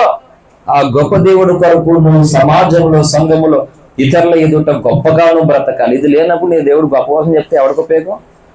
చెప్పాలి, ఏమైనా ఉపయోగమా? నువ్వు గొప్పగా బ్రతుకో. నీలో మార్పులో చూడండి. నీతో ఎవరైతే వర్క్ చేస్తున్నారో, పని చేస్తున్నారు, వ్యాపారం చేస్తున్నారు, ఉద్యోగం చేస్తున్నారు, వాళ్ళు చూడాలి నీ దేవుడు గొప్పతనంగా ఎలా ఉన్నావు అన్న అనగలరా అసలు ఎవరన్నా? కనీసం మీరున్నటువంటి స్థలాల్లో ఇతరులు ఎవరైనా మిమ్మల్ని క్రైస్తవుల కింద గుర్తించగలుగుతారండి? ఎందుకు లేకపోతే మన బ్రతుకు? హల్లెలూయా. దేవుడు తన ఇష్టాలను వదిలేసుకున్నాడు. ఒక తల్లి ఎలాగైతే పత్యం చేస్తుందో బిడ్డ కొరకు, అలాగే తండ్రి ప్రభువు తన ఇష్టాలను వదిలేసుకుని నీ నా కొరకు వచ్చేసాడు ఆయన. మరి నువ్వు ఎప్పుడు ఎవరి ఇష్టం నీ ఇష్టం అవ్వాలి? ఎవరి ఇష్టం నెరవేర్చాలండి? నెరవేరుస్తున్నారా? అసలు సమస్య లేదు. సంఘంలో ఉన్నది 20 మంది 30 మంది సపోజ్, ఇక్కడనే కదా ఆల్మోస్ట్ ఆ ఉన్న ప్రతి ఒక్కరు ఎవరి ఇష్టాలు వాళ్ళే. నేను చెప్తున్నాను, నీ ఇష్టాన్ని నువ్వు అనుసరించినప్పుడు నువ్వు దేవుడు నిన్ను ఎలా వాడుకుంటాడో వాడుకోవడం ఏమైంది? మీరు బైబిల్ అంతా తిరిగి చదువుకోండి. మీరు తమ ఇష్టాలను అనుసరించి తాము గీసిన గీత మీదే తమ పట్టిన కుందేలు 3 అని వాదించేటువంటి వారు ఎవరిని కూడా దేవుడు తన పని కొరకు వాడుకోడు, వారిని పక్కన పెడతాడు. దేవుడు అంత ఇష్టం ఏంటి వాడేసుకుని చేసేయడం అంతా అదేం కుదరదు అసలు. అన్న పెంట కుప్పంట దీనులను దరిద్రులను ఏం చేస్తాడంటే ఆయన. ఎందుకు? సినీ హీరో విజయ్ ఈరోజు ఏంటి, అతడు హీరో మాత్రమే కాదు, నిజమైన హీరో అతడు. Hallelujah. Joseph, Vijay Joseph. Hallelujah. మొన్న ఆయన వెళ్ళే చర్చికి వెళ్ళాం చెన్నైలో. విజయ్ గారు వెళ్ళే చర్చికి వెళ్ళాం మేము చెన్నై ఉన్నప్పుడు. ఈ చర్చికి వస్తాడు విజయ్ అని చెప్పారు మాట. అక్కడ ఇక్కడ చాలా మంది స్టార్లు ఉన్నారు, స్విచ్ అయితే వెలిగే స్టార్లు మాట, స్విచ్ అయ్యకపోతే ఉపయోగం లేని స్టార్లు మాట. రికార్డు, ప్రపంచ రికార్డు మాట. ఈరోజు ప్రమాణ స్వీకారం ఏంటి ఒక ప్రార్థన రంజు తోఫిర్ గారు మొదలు పెట్టారు. చట్ట సభల్లో క్రీస్తు ప్రేమికులు జ్ఞానం కలిగిన వ్యక్తులు అడుగు పెట్టాలనేటువంటి కళ నెరవేరింది మాట. హల్లెలూయా. రేపు పొద్దుట అవకాశం వస్తే ముమ్మడి వరకు నియోజకవర్గంలో నేను అడుగు పెడతాను. ప్రతి సేవకుడికి ప్రతి సంఘం కనీసం కొంచెం జ్ఞానం కలిగితే ఒక జ్ఞానం కలిగిన క్రైస్తవుడి నియోజకవర్గంలో అడుగు పెడతారు పార్లమెంట్లో అనమాట. అప్పుడు కనీ విని ఎరగని 70 సంవత్సరాల చరిత్రలో 3 నియోజకవర్గమా ఇది లేకపోతే సింగపూర్ అన్నట్టుగా ఆశ్చర్యపోతారు మాట. హల్లెలూయా. ఏం చేశాడండి? ఏం చేశాడే? ఈ పార్టీ వాళ్ళు తిట్టడం, ఆ పార్టీ ఈ పెట్టడం, తిక్కలో మనం అందరం కలిపి వాళ్ళు ఇందరు దొందులు 2 ఒకటైపోతా. నీ దగ్గర మామిడి కొందా, నేను మాగిపోయిన చేపని అంటారన్నమాట. ఈ మాగిపోయిన చేప మామిడిగా దగ్గరికి కలబెట్టుకుంటారన్నమాట. వాళ్ళనేమో ఒకడు మనకి హీరో అవుతాడు, ఒకడు జీరో అవుతాడు. ఆడి కోసం మనం ఎందుకురా బాబు తను తెచ్చుకోవడం, మన బుద్ధిహీనత అంతానే. ఈడాడిల్లు దూరేది ఆ గడ్డవాడు దాంట్లోనే. అల్లెలు టీ అమ్ముకుంటాడు అంటారు కదా, అమ్మేసుకున్నాడు, అన్నీ అమ్మేసుకొని నేర్చుకున్నాడు. టీ మాత్రమే కదా అమ్మేదే, కొంపలన్నీ అమ్మేస్తున్నాడు. ఆడు దాంట్లో ఆడు సంఖ్యలో దూరిపోతున్నాడు వెళ్ళి. హల్లెలూయా. మనం వెళ్తే చెప్పు, నా ఇష్టం కాదు దేవుని ఇష్టమే నా ఇష్టం అని కలిగిన వాళ్ళు ఉంటే సభలు ఎలా ఉంటదండి? ఎలా ఉంటది? హల్లెలూయా. మామూలుగా ఉండదు. చాలా ఏడిపించారు. 4వ తారీఖు రిజల్ట్ వచ్చినాయి. ఇప్పుడు దాకా ప్రమాణ స్వీకారం లేకుండా ఎంత ఏడిపించారు, ఎన్ని తిప్పలు పెట్టాలి, ఎంత టెన్షన్ పెట్టాలి, అన్నీ పెట్టారన్నమాట. హల్లెలూయా. తమిళనాడులాగా ఉండాలి ఆంధ్ర తెలంగాణ అనమాట. ఇక్కడ అలా కాదు, మొత్తం భయంకరమైన బురద రాజకీయం మాట, చెత్త రాజకీయం మాట. అందుకని అసలైనటువంటి రాజకీయాన్ని కూడా నేర్పగలిగిన రావాలి క్రైస్తవుడు. ఇదేమో రొచ్చు అంటారు, సంఘ వాళ్ళు ఓట్లన్నీ అమ్మేసుకుంటారు మాట. సొంటగాళ్ళ వీళ్ళు సేవకులు అనకూడదండి. ఎవరిని సేవకుడు అనాలి చెప్పండి? యథార్థంగానే సేవకుడినే సేవకుడు అనాలి, సొంటాలు అనాలి. హల్లెలూయా. అనా కదా. కత్తి బ్లేడ్ అంటావా నువ్వు? బ్లేడ్ అంటావు, కత్తిని కత్తి అంటావు. సేవకుడే, సొంటాలే మాట. సంఘ వాళ్ళు ఓట్లు అమ్మేసుకున్నవాడు మనిషా పసుడండి? చెప్పండి, మనిషా? హల్లెలూయా. అందుకే సంఘమో చెప్తున్నాను, నువ్వు ఆన్ని ఇన్ని చూసుకుని పాడైపోవద్దు. ఒకవేళ నిన్ను మనుషులు ప్రేరేపిస్తున్నారేమో, వాళ్ళ ఇష్టాలు నెరవేర్చుకోవడానికి నిన్ను ప్రేరేపిస్తున్నారేమో, నువ్వు ఆలోచన చేసుకోవాలి. అది చెప్తున్నా, నా జీవితంలో ఎవరైనా సరే వాళ్ళ ఇష్టాలు నెరవేర్చుకోవడానికి నన్ను ప్రేరేపించడం, వాళ్ళు ఇంకో జన్మెత్తాలన్నమాట. వాళ్ళ చాతకాని వాడికైనా తగ్గించుకునేది వాళ్ళకి అనుగుణంగా ఉండడం కాదు. నేను చెప్పిన ప్రతి క్రమం కానిది మాట. వినకపోతే వదిలేస్తాం, మనం ఏం చేస్తాం? ఇప్పుడు ఎల్లైన పట్టుకుని కూడా తిరిగి బతిమాలుకుంటామేంటి? వాళ్ళ ఇష్టాలను నెరవేర్చుకోవడానికి కూడుకున్నప్పుడు ఎవరు ఏం చేయలేరు. వాళ్ళు హృదయ కాఠిన్యానికి దేవుడే వాళ్ళని అప్పగించేస్తాడు దేవుడు. అలా దేవుని ఇష్టము కాకుండా తమ సొంత ఇష్టాలను వేలాడే వాళ్ళందరూ చూడండి, వాళ్ళు ఏమన్నా దేవుడిని గణపరుస్తారంటే గణపరిచే అవకాశాలు బోళ్ళని ఇస్తాడు దేవుడు వాళ్ళకి. అస్సలు గణపరచరు వాళ్ళు, ఇంకా దేవుడిని అవమానపరుస్తారు వాళ్ళు. అంతే కదా. ప్రతి క్రైస్తవుడు దేవుడిని మహిమపరచడం, గణపరచడం దేవుడి చిత్తమా కదా? చిత్తమే. ఆ పని చేయకపోతే రెండో పని ఏం చేయాలి? దేవుణ్ణి అవమానపరచడమే. ఇంకా హల్లెలూయా. అందుకే సంఘం అని చెప్తున్నాను, ఎవరు భక్తులు అవుతారంటే నా ఇష్టం కాదు దేవుని ఇష్టమే నా ఇష్టం అని భూమి మీద భక్తి చేస్తారు. వాళ్ళు భక్తులు అవుతారు, భక్తురాళ్ళు అవుతారు. దేవుడి ఇష్టం లేదు, సంఘం ఏమీ లేదు, నా అనుకున్న ఇష్టమే జరగాలనుకున్న వాళ్ళు ఎప్పటికీ కూడా తల క్రింద కట్టి కాళ్ళు పైకట్టి తపస్సు చేసిన ఎప్పటికీ కూడా భక్తుల దరిదాపుల గుంపులో కూడా వాళ్ళు ఉండలేరు, ఉండనివాడు దేవుడు మాట. హల్లెలూయా. అందుకే ఇంకా ముగించేస్తున్నాను. చాలా విస్తారమైన అంశం ఇది. 100 గంటలు ప్రసంగం చేసిన అదే మూలవాక్యంతో తరగినటువంటి లేఖనాలు చూపించగలను ఇప్పుడు. కనుక నేను ముగించేస్తున్నాను. ఒకటే మాట, నా ఇష్టం నెరవేర్చుకోవడానికి నేను రాలేదు, నన్ను పంపిన వాని చిత్తం నెరవేర్చడానికే నేను వచ్చేది అన్నాడు. కాబట్టి నువ్వు రక్షణ పొందింది ఎందుకంటే ఇతరుల ఇష్టాలు నెరవేర్చడానికి కాదు. నువ్వు వాక్యం ఉంటున్నది ఎందుకంటే ఇంకొకరి ఇష్టాలు నువ్వు ఫాలో అవడం కొరకు కాదు. నీ యజమానుడు, నీ ప్రభు, నీ కొరకు ఎవరైతే రక్తం చెందించి ప్రాణం పెట్టి తిరిగి లేచి త్వరలో రాబోతూ ఉన్నారో ఆయన ఇష్టాన్ని ఏంటో నువ్వు తెలుసుకుని ఆయన ఇష్టాల కొరకు నీ ఇష్టాలన్నీ మార్చుకోవాలి. నాకు చదువు అంటే చాలా పిచ్చి. డిగ్రీ సబ్జెక్ట్ తప్పిపోయినప్పుడు నేను అడిగాను, ప్రభువా నేను ఉద్యోగం చేయాలి, ఇంకా నేను తర్వాత ఎంఎస్సీ చేయాలి, చెప్పండి నేను కట్టాలా వద్దా నేను చదవాలని చెప్తే ప్రభు వద్దని చెప్పాడు. వదిలేసుకున్నాను ఇష్టమైనటువంటి చదువు. హల్లెలూయా. ప్రతిదీ సగంలోనే ఆయన చెప్పాడు వద్దు అని చెప్పేసి వదిలేసాను అన్నీ. అలాగా మొదటి ఫెయిల్యూర్ నాకు చదువులో ఉన్నది. మా ఫ్రెండ్స్ టీచర్స్ అందరూ నా ఫెయిల్ అయ్యానని చెప్తే ఆశ్చర్యపోయారు వాళ్ళు అందరూ కూడా. నువ్వు ఫెయిల్ అవ్వడం ఏంటంటే నిజమే, ఫ్రెండ్స్ చెప్తే ఎటకరం ఆడుతున్నావు నువ్వు అంటారు. నిజమే చెప్తే నమ్మట్లేదు వాళ్ళు. నేను మనిషినే కదా, నేను సరిగ్గా చదవలేదు, ప్రిపేర్ అవ్వలేదు, తప్పింది, సబ్జెక్ట్ పోయినాయి అంటే అస్సలు నమ్మలేదు. చూస్తే కానీ నమ్మలేదు వాళ్ళు. ఎందుకని మాయ చేయడం? హల్లెలూయా. నేను చెప్తున్నాను, మన ఇష్టాలు నెరవేర్చుకోవడానికి ప్రభు రక్షణ ఇవ్వలేదు. మనల్ని మరణానికి అప్పగించుకోవడం సజీవులకు ఎందుకు ఉంచాడు అనుకున్నావు? ఇకనైనా నీ జీవితంలో నీ దేవుని ఇష్టాన్ని నువ్వు తెలుసుకుని దాని ప్రకారం నువ్వు బ్రతికితే ఏమో తెలుసా? నీ శక్తికి మించినటువంటి రెట్టింపు సామర్థ్యం దేవునికి ఇస్తాడు. నీ జ్ఞానానికి మించిన అధిక జ్ఞానం దేవుడు నీకు ఇస్తాడు. ఆ సామర్థ్యము, ఆ జ్ఞానము చేత నీవేం చేయాలి తెలుసా? అనేకుని రక్షణలో నడిపించడానికి సాధనం అవుతావు. సంఘ క్షేమాభివృద్ధి కొరకు నువ్వు మాదిరి అవుతావు. దేవుని కార్యాలు చేయడానికి నువ్వు సహకారి అవుతావు. ఇవి లేనటువంటి వారు ఏమవుతారంటే అడ్డుబండలుగా తయారవుతారు. అడ్డుబండలుగా తయారవుతారు. అందుకే చెప్తున్నాను, సేవకుడు ఇష్టం కాదు, సేవకుడు దేవుని ఇష్టము కాక బైబిల్లో రాయబడినటువంటి కాకుండా సేవకుడు తన సొంత ఇష్టాన్ని, ఏంటంటే నాకు అది చేద్దామని ఇది చేద్దాం నా దగ్గరకు వస్తే నేను ఏమంటాను చెప్పండి? అదార్థంగా ఫస్ట్ మాట ఏమంటాను? వద్దు అంటాను. ప్రార్థన చేయండి తర్వాత చూద్దాం వద్దంటాను. నాకు ఇచ్చేది అందరూ వస్తానని ఇవ్వండి అని కూర్చొని అనుకో, నాకు కొంప సరిపోదు ఎట్టుకోవడానికి. ఇప్పుడే వాషింగ్ మిషన్ ఫ్రిడ్జ్ చూసినట్టు సరిపోవట్లేదు. హల్లెలూయా. అర్థమవుతుందా? సరిపోదు.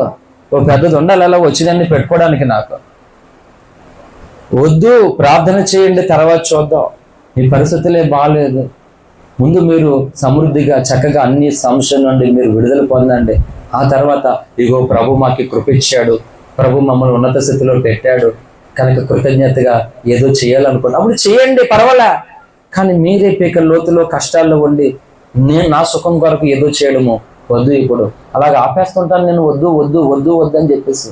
అందుకని ఏదైతే తిన్నా రా తీసుకురా అవసరం లేదు దాని కొరకు ప్రసంగాలు మాట్లాడటం. ముందు నీ జీవితంలో ఆయనకి ఇష్టడిగా ఇష్టరాలుగా ఉండు. హల్లెలూయా.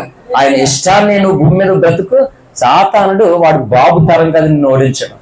యోబుని బాధ పెట్టాడా లేదా? ఓడించాడా? బాధ పెట్టడం వేరు, ఓడించడం వేరు, రెండు ఒకటే కాదు. అలాగే సంఘాలలో, అన్ని సంఘాలలోనూ దేవుని ఇష్టాన్ని ప్రేమిస్తున్నటువంటి వారిని వాడు బాధ పెట్టగలడేమో గాని వాడు ఓడించడం అసంభవము. హల్లెలూయా. ఎందుకంటే నా ఇష్టాన్ని నెరవేర్చడానికి నా బిడ్డలు కష్టాలు పడుతున్నారు, భూమి మీద నా కొరకు నిందలు పడుతున్నారు, ఎంత బలహీనమైపోతున్నారు అని ప్రభువు చూసినప్పుడు వదిలేస్తాడా నిన్ను నన్ను ఇంత బలహీనతలో మనుషులు వదిలేసాడేమో కానీ ఆయన వదిలేశాడా? ఎందుకు వదలలేదు ఆయన నన్ను? ఎందుకు వదలలేదు? రక్తము లేకపోయినా దేని కొరకు ఏమాయమి పాస్టర్లతో, సంఘాలతో, ఏంటి దుష్ట స్వభావం కలిగిన మనుషులతో దేని కొరకు పోరాటం? ఇది ఎన్నడూ తక్కువ కాదు. హల్లెలూయా. ఇదే ప్రామాణికం, ఇదే ఎక్కువ, ఇదే ఘనత. దేని కొరకు నిలబడినందుకు మాట. ఎలా వదిలేస్తాడు ఆయన? నువ్వు దేవుని కొరకు నిలబడితే నిన్ను ఎలా వదిలేస్తాడు ఆయన? బేదలాజర్నే చూడండి, వదిలేశాడు ఆయన. అమ్ముడైపోలేదు లాజరు. దేవుని ఇష్టాన్ని కొరకు అదే భేద స్థితిలో, అదే రోగ స్థితిలో ఉండిపోయాడు మాట. దేవుని ఇష్టం కొరకు ఏమన్నా సనిగినట్టు ఉందా లాజర్ కోసం బైబిల్లో? అంటే ధ్యానం చేస్తే కనబడితే అన్నీ, ధ్యానం లేకుండా కనబడ. ఎక్కడ ధ్యానం చేసినా రవ్వంత కనబడలేదా? హల్లెలూయా. దేవుని ఇష్టాన్ని తెలుసుకోకుండా చనిపోయిన ధనవంతుడు నరకానికి వెళ్ళాడు. దేవుని ఇష్టాన్ని ఎరిగి భేద స్థితిలో బలహీనంగా రోగంతో ఉన్నటువంటి బేజలాజరు దేవుని రాజ్యంలో గొప్ప స్థానంలోకి వెళ్ళాడు. పరలోకి వెళ్ళడం కాదు, గొప్ప స్థాయిలో ఉండాలి అక్కడ. హల్లెలూయా. అందుకే సంగమా, ఎన్నో సంగతులు ఉన్నాయి. ఇంతవరకు నీ జీవితంలో దేవుని ఎంత ప్రేమిస్తున్నావో నీకే తెలుసు. దేవుని ఇష్టం కొరకు నీకు నచ్చినటువంటి వారి ఇష్టాల ముందు ఎన్నిసార్లు దేవుని ఇష్టాన్ని పక్కకు తోసేవో నీకు బాగా తెలుసు. ఇప్పుడైనా సరే చూసుకో, మనుషులు నీకు ఇష్టమైన మనుషులు చూసుకో. వాళ్ళ ముందు నీ దేవుని ఇష్టం తక్కువైపోతుందా, నీ దేవుని ఇష్టం పైకి లేకున్నా, చుట్టాలుగా నా భార్య అయినా సరే ఇంకొకరైనా సరే ఫస్ట్ దేవుని ఇష్టమే, తర్వాత ఇంకొకరు మాట. నెవర్ ఇంపాసిబుల్ మాట. హల్లెలూయా. అర్థమవుతుంది. అందుకే ఇన్ని సంవత్సరాలు నేను నిలబడ్డానికి కారణం అది మాట. అమ్మాయినా, చెల్లి అయినా, భార్య అయినా, ఇంకొకరైనా మీ ఇష్టాన్ని అనుసరించి మీరు నడిస్తే మీరు అలాగే ఉంటారు. అర్థమవుతుందా? మిమ్మల్ని దేవుడు వాడుకుని గణపరిచి చేయలేడు. అలాగే దానికి బాధ్యులు మీరే అవుతారు. దేవుని ఇష్టాన్ని నువ్వు ఫాలో అవ్వు. నువ్వు ఏ స్థితిలో ఉన్నా సరే ఆ స్థితి నేను గణపరుస్తుంది. హల్లెలూయా. అంతేగాని ధనవంతులు అయ్యారు కాబట్టి అది కాదు, అంత చెత్తాడు అంతా కూడా ధనంతో వచ్చేటువంటి ఘనత. నువ్వు దగ్గర ధనవంతు కాబట్టి ఒక నేను మెచ్చుకున్నారంటే అది నిన్ను చూసి కాదు. హల్లెలూయా. నీ మనసును చూసి నిన్ను గణపరిచేది వేరు, నీ ధనాన్ని చూసి గణపరిచేది వేరు. చెప్పు, ఇతరులు నిన్ను గణపరిచే విషయంలో ఎలాంటిది కావాలి నీకు? బాగా డబ్బు సంపాదించుకున్నంట, ఏ రోజన్నా బాగా సంపాదించుకుని అట్లా అందరూ నా కాళ్ళ దగ్గరికి రావాలంటే ఎందుకు? అట్టుకుని కాళ్ళు లాగేస్తారు. వాళ్ళు మొక్కడానికి అనుకున్నారు పిచ్చోళ్ళు వీళ్ళు అందరూ. ఆ కాళ్ళు అట్టుకుంటే లాగేస్తారు, సత్తారు అప్పుడు దెబ్బతోటి. నీ మనసును చూసి నేను గణపరచాలి. నీ మనసును చూసి గర్భపరిచినాడు. నీ దగ్గర డబ్బు ఉందా లేదా చూడడు, నీ మనసు మాత్రమే చూస్తాడు. ఇది కావాలి దేవుని పిల్లలకి, మనకి. హల్లెలూయా. ఇప్పుడు చెప్పండి, దేవుని ఇష్టమే నీ ఇష్టం, ఈ అభిప్రాయము, ఈ విశ్వాసంలోనికి నువ్వు రాకుండా నువ్వు ఎన్ని కానుకలు ఇచ్చి ఎన్ని కోటాలకు వచ్చి ఏం ఉపయోగం చెప్పండి? ఏం ఉపయోగం? చాలా మంది చల్లారిపోయారండి. తీవ్రత లేదు, మంట లేదు, ఆశ లేదు, నామకార్థులుగా అయిపోతున్నారు. అసలు కుటుంబాలలో దేవుని కార్యం జరగాలనే రోషమే లేదు చాలా మందికి. మరి ఇంకేం చేస్తాడని? నీకే భారం లేనప్పుడు నీ ఇంట్లో దేవుడు ఏం కార్యం చేస్తాడు చెప్పండి? చేస్తాడా? అంత బాధలు. ఇప్పుడు పేషెంట్గా నీకు ఆరోగ్యం బాగుండాలని నీకే దాహం లేనప్పుడు డాక్టర్కి అవసరం అండి? డాక్టర్కి అవసరమా? బతిమాలుకోండి ప్లీజ్ అండి, ఇంజక్షన్ చేసుకోండి, టాబ్లెట్ వేసుకోండి, బతిమాలుతాడు డాక్టర్. దేవుడు కూడా అంతే బాబు. ఆయన ప్రియ కుమారుని ఇచ్చేసాడు నీ కొరకు, నా కొరకు. దేవదూతను ఇచ్చాడు దేవుడు. పరిశుద్ధ బైబిల్ గ్రంథంలో భక్తులను పెందల కాడే లేపి మన కొరకు ఉపవాసాలు ఉండి కన్నీరు కాచి నిందలు అవమానాలు బాధలు పడి ఇన్ని చేశాడు ఆయన. ఇన్ని చేసినా గానీ ఇంకా నీ ఇష్టాన్ని నువ్వు ఆలోచించుకుని భక్తి చేసి దేవునికి దూరం అయిపోతూ ఉంటే అంటే ఆదివారాన్ని కూడా నిర్లక్ష్యం చేసి ఏమి సాధిస్తారండి అసలు? ఏమి సాధిస్తారు? అందుకే చూడండి, ఇతర సంఘాన్ని నేను చూస్తున్నా, చిన్నప్పటి నుంచి చూస్తున్నాను. వాళ్ళు సహవాస ప్రార్థనలు, ఏ పనికి వెళ్ళినా, కూలి పనికి వెళ్ళినా, ఎక్కడికి వెళ్ళినా సహవాస ప్రార్థనలు అస్సలు మానరండి. నిజమే, నేను చూస్తున్నా, సంఘాలన్నీ చూస్తున్నాను, అస్సలు మానరు వాళ్ళు సహవాస ప్రార్థనలకే. పోలోమని వెళ్తారన్నమాట. నేను వాళ్ళని చూసి చాలా సంతోషిస్తాను అనమాట. నేను ఇతరులను చూసి ఏడ్చేవాడిని కాదు, ఇతరులు ప్రభు దగ్గరికి వెళ్తుండగా వాళ్ళని చూసి సంతోషిస్తాను. నడిచి వెళ్ళిపోతుంటారు మా ఊరు నుంచి, కారింగు ఇక్కడికి అక్కడికి నడుచుకుని వెళ్ళిపోతారు. వాళ్ళ ఆసక్తిని చూసి సంతోషపడతాను నేను. చక్కగా నడుచుకుని వెళ్ళిపోతారు అన్నమాట వాళ్ళు. ఎవరైనా వెళ్ళలేకపోతే సేవకుడు బండి మీద ఎక్కించుకుని తీసుకెళ్తాడు. ఇక్కడ తీసుకెళ్తారు లేదా? ఎంతమంది సేవకులు బండి మీద తీసుకెళ్తారు తమ విశ్వాసాన్ని? చెప్పండి, తీసుకెళ్తారా? మరి ఎందుకు మాకు ఎంత భారం? అటు బండి ఎక్కించుకొని పెద్ద గంగ ఎత్తావనా? అదా? అయ్యో దేవుని దగ్గరికి వచ్చారు, ఇబ్బందిగా వెళ్ళకూడదు వాళ్ళు అనే కదా. హల్లెలూయా. సంఘం అది చెప్తున్నాను, మనం దేవుని పిల్లలయ్యాము కదా. ఎన్నో రకాల ఇష్టాలు నీ చుట్టూ ఉంటాయి. అయితే ఏం చెప్తానంటే, తల్లి పచ్చని చేయడు మానేసి తన ఇష్టం కదా అని చెప్పేసి మొద్దు కోసం కక్కుర్తిపడి మొక్క తినేసి మొదలెట్టింది అనుకో, పిల్లలకి, ఆ పసిపిల్లలకు రాకూడనటువంటి రోగాలన్నీ వచ్చేస్తాయి, కలగకూడని నష్టాలన్నీ కలిగిపోతాయి. నువ్వు మామిష్టం, తాతిష్టం, వాళ్ళిష్టం, వీళ్ళిష్టం అని చెప్పి ఏలాడేవనుకో, నువ్వు దేవునికి ఎంత దూరం అయిపోవాలో, దేవుని ఆశీర్వాదాలు ఎంత పోగొట్టుకోవాలో అంత దూరం అయిపోతావు, అన్ని పోగొట్టుకుంటాం. అప్పుడు ఎవరి ఇష్టం అయితే నువ్వు నెరవేర్చావో వాళ్ళు వచ్చి నిన్ను ఏమైనా ఓదారుతారా? ఎందుకు చెప్పండి? ఎవరి ఇష్టం నెరవేర్చడం ఏంటండి? వాళ్ళు ఎవరో రారు. అలాగే ప్రభు ఇష్టం నెరవేర్చు. ఏ సుడిగాలులో యెహోవా యోబు దగ్గర ప్రత్యక్షం అవ్వలేదు, ఏలియా దగ్గరకు ప్రత్యక్షం అవ్వలేదు, మోషే దగ్గరకు ప్రత్యక్షం అవ్వలేదు, ఏ భక్తుడికి ప్రత్యక్షం కాలేదు. షడ్రక్ మేషక్ అబేద్నెగోలకు అగ్నిగుండంలోనో, దానియేలుకి సింహాసనంలోనో ఎవరికి ఎప్పుడు ప్రత్యక్షం అవ్వలేదు. ఎందుకు ప్రత్యక్షం అవ్వడంటే వాళ్ళు తమ ఇష్టాలు కాక, తమ అధికారులు బలవంతులు వాళ్ళ ఇష్టాలు కాక, వీళ్ళ ఇష్టాలు కాక, తాము నమ్మిన దేవుని ఇష్టాన్ని నెరవేర్చడం వరకు అగ్నిగుండానికి వెళ్ళారు, సింహాల బోన్లోకి వెళ్ళారు, అవమానాలు పాలయ్యారు, ఆస్తులు అంతస్తులు వదిలేసుకున్నారు. దేవుని ఇష్టాన్ని భూమి మీద గౌరవించి బ్రతికినందుకు యోసేపు లాంటి వారిని కూడా అధికారులుగా దేవుడు నిలబెట్టాడు. హల్లెలూయా. ఏ సేవకుడైనా విశ్వాసైనా దేవుని ఇష్టాన్ని నువ్వు తొంగలో పెట్టేసి ఏదో భక్తి చేసుకుని వెళ్ళిపోతాండి. నేను చెప్తున్నాను, వాళ్ళు మూర్ఖులు మూర్ఖులు మూర్ఖులు అంతే. హల్లెలూయా. దానికి ఇంకో పేరు ఉండదు అంతే. ఫైనల్ ఏంటంటే వాళ్ళు మూర్ఖులు మాట. అందుకే చెప్తున్నాను, ఇంతవరకు అయిపోయింది, రాకడ సమీపిస్తుంది. నీ ఇష్టాన్ని నెరవేర్చుకోవడానికి ఇతరుల ఇష్టాన్ని పక్కన పెట్టి ప్రభు ఇష్టాన్ని నెరవేర్చేటువంటి వాళ్ళ స్వభావాలు తెలుసా? న్యాయం అన్యాయం నీకు తెలిసిపోతుంది క్లియర్గా. ప్రభు ఇష్టాన్ని ప్రేమించేవారు, ప్రభు ఇష్టమే ఎక్కువ అనుకున్న వాళ్ళకి వాళ్ళ భార్య అయినా సరే, లేకపోతే భార్యకి భర్త అయినా సరే, ఇంకొక సరే, ఏది న్యాయమో ఏది అన్యాయమో క్లియర్ గా తెలుస్తుంది. అప్పుడు న్యాయం అయిపోయి నిలబడతారు వాళ్ళు. ఈ ఇష్టాలు కాకుండా ఉన్న వాళ్ళకి ఏది న్యాయం ఏది అన్యాయం తెలీదు. వాళ్ళ తమ ఇష్టాన్ని నెరవేర్చుకోవడం కొరకు ఎంత అక్రమం కానీ వాళ్ళు దిగజారిపోతారు అన్నమాట. చాలా ఈరోజు సందేశం ఇంకా చాలా సంగమా చాలా అనుకుంటాను, విస్తారమైన సంగతులు ఉన్నాయి. హల్లెలూయా. కాబట్టి ఒక తీర్మానం ఉండాలి. దేవుడి దగ్గర నీవు ఆయన ఇష్టాన్ని నెరవేర్చుకునేటువంటి వ్యక్తిగా లేకపోతే 100% నువ్వు సాతానికి ఇష్టమైన వాటిని నెరవేర్చే వ్యక్తి అయిపోతావు. సాతాను ఇష్టాలు నెరవేర్చడానికి పూనుకున్నటువంటి వ్యక్తులు. బాలాకు రాజు ఇష్టాన్ని ఎవరు నెరవేర్చారు? బిలాము నెరవేర్చాడు. అవునా కాదు? ఏమయ్యాడు? బాలాకు రాజు నెరవేర్చినందుకు బాలాకు నుండి బహుమానం కలిగింది, కానీ ఆ బహుమానం తనకి ఘనతనిచ్చిందా నాశనం ఇచ్చిందా? అందుకే సోదరులారా, అన్ని బహుమానాలు అన్ని ఘనతలో క్షేమాభివృద్ధికరమైనవి కావు. అందుకని ఏవేవి నాకు లాభకరమైనవో 3:7 ఫిలిప్పీ పత్రిక మీరు అండర్లైన్ చేసుకోండి. ఏవేవి లాభకరమైనవో వాటిని క్రీస్తు నిమిత్తము నష్టముగా ఎంచుకుంటున్నా అన్నాడు పౌలు. హల్లెలూయా. మరి నువ్వు ఎప్పుడు ఎంచుకుంటావు? ఎన్నో విలువైన సంగతులు వింటున్నావు. ఎందుకు అని అంటే అన్ని ఇష్టాల నుండి నువ్వు బయటకు వచ్చి దేవుని ఇష్టాన్ని నువ్వు పాటించే వ్యక్తిగా అవ్వాలని దేవుడు క్రైస్తవానికి సందేశం ఇస్తున్నాడు, మాట్లాడుతూ ఉన్నాడు. ఇది ముఖ్యమైన ప్రధాన కారణం. అంటే ఎప్పుడైతే దేవుని ఇష్టాన్ని నీ జీవితంలో నెరవేర్చడానికి పూనుకుంటావో నువ్వు ఎవరికైనా బంధింపబడతావు. అప్పుడు చెప్పాలి, ఏ బిస్కెట్కో కుక్క పడిపోయినట్టుగా నువ్వు పడతావా? ఎవడైనా నిన్ను కొనగలడా? ఏ అధికారంతో లేకపోతే ఇంకో దాని కొరకు నిన్ను మోసం చేయగలరు ఎవరన్నా? ఇంపాసిబుల్, ఎవరు చేయలేరు. అదే దేవుని ఇష్టం కాకుండా ఉన్నావు అనుకో, నీ తల్లో పెయిన్ కూడా నేను కంట్రోల్లో పెట్టుకుంటుంది. తల్లో పెయిన్ ఎవరో కూడా కాదు, నేను కంట్రోల్లో పెట్టేసుకుంటుంది. అదే అంటున్నాను, భక్తి ఏం చేస్తున్నారు? వస్తున్నారు, వెళ్ళిపోతున్నారు. వాళ్ళకి ఎవరికి సంబంధం లేదు. దేవుని ఇష్టాన్ని కలిగిన వాళ్ళు అలా ఉండరు. సంబంధాలు ఉంటాయి మాట, ప్రేమలు ఉంటాయి, అనురాగాలు, అనుబంధాలు ఉంటాయి. సాతానికి అవి ఏం ఉండవు మాట. No feelings, no ethics. అసలు మనసు అయితే కదా అడికి ఆడికి మనసు ఉంటాయి కదా.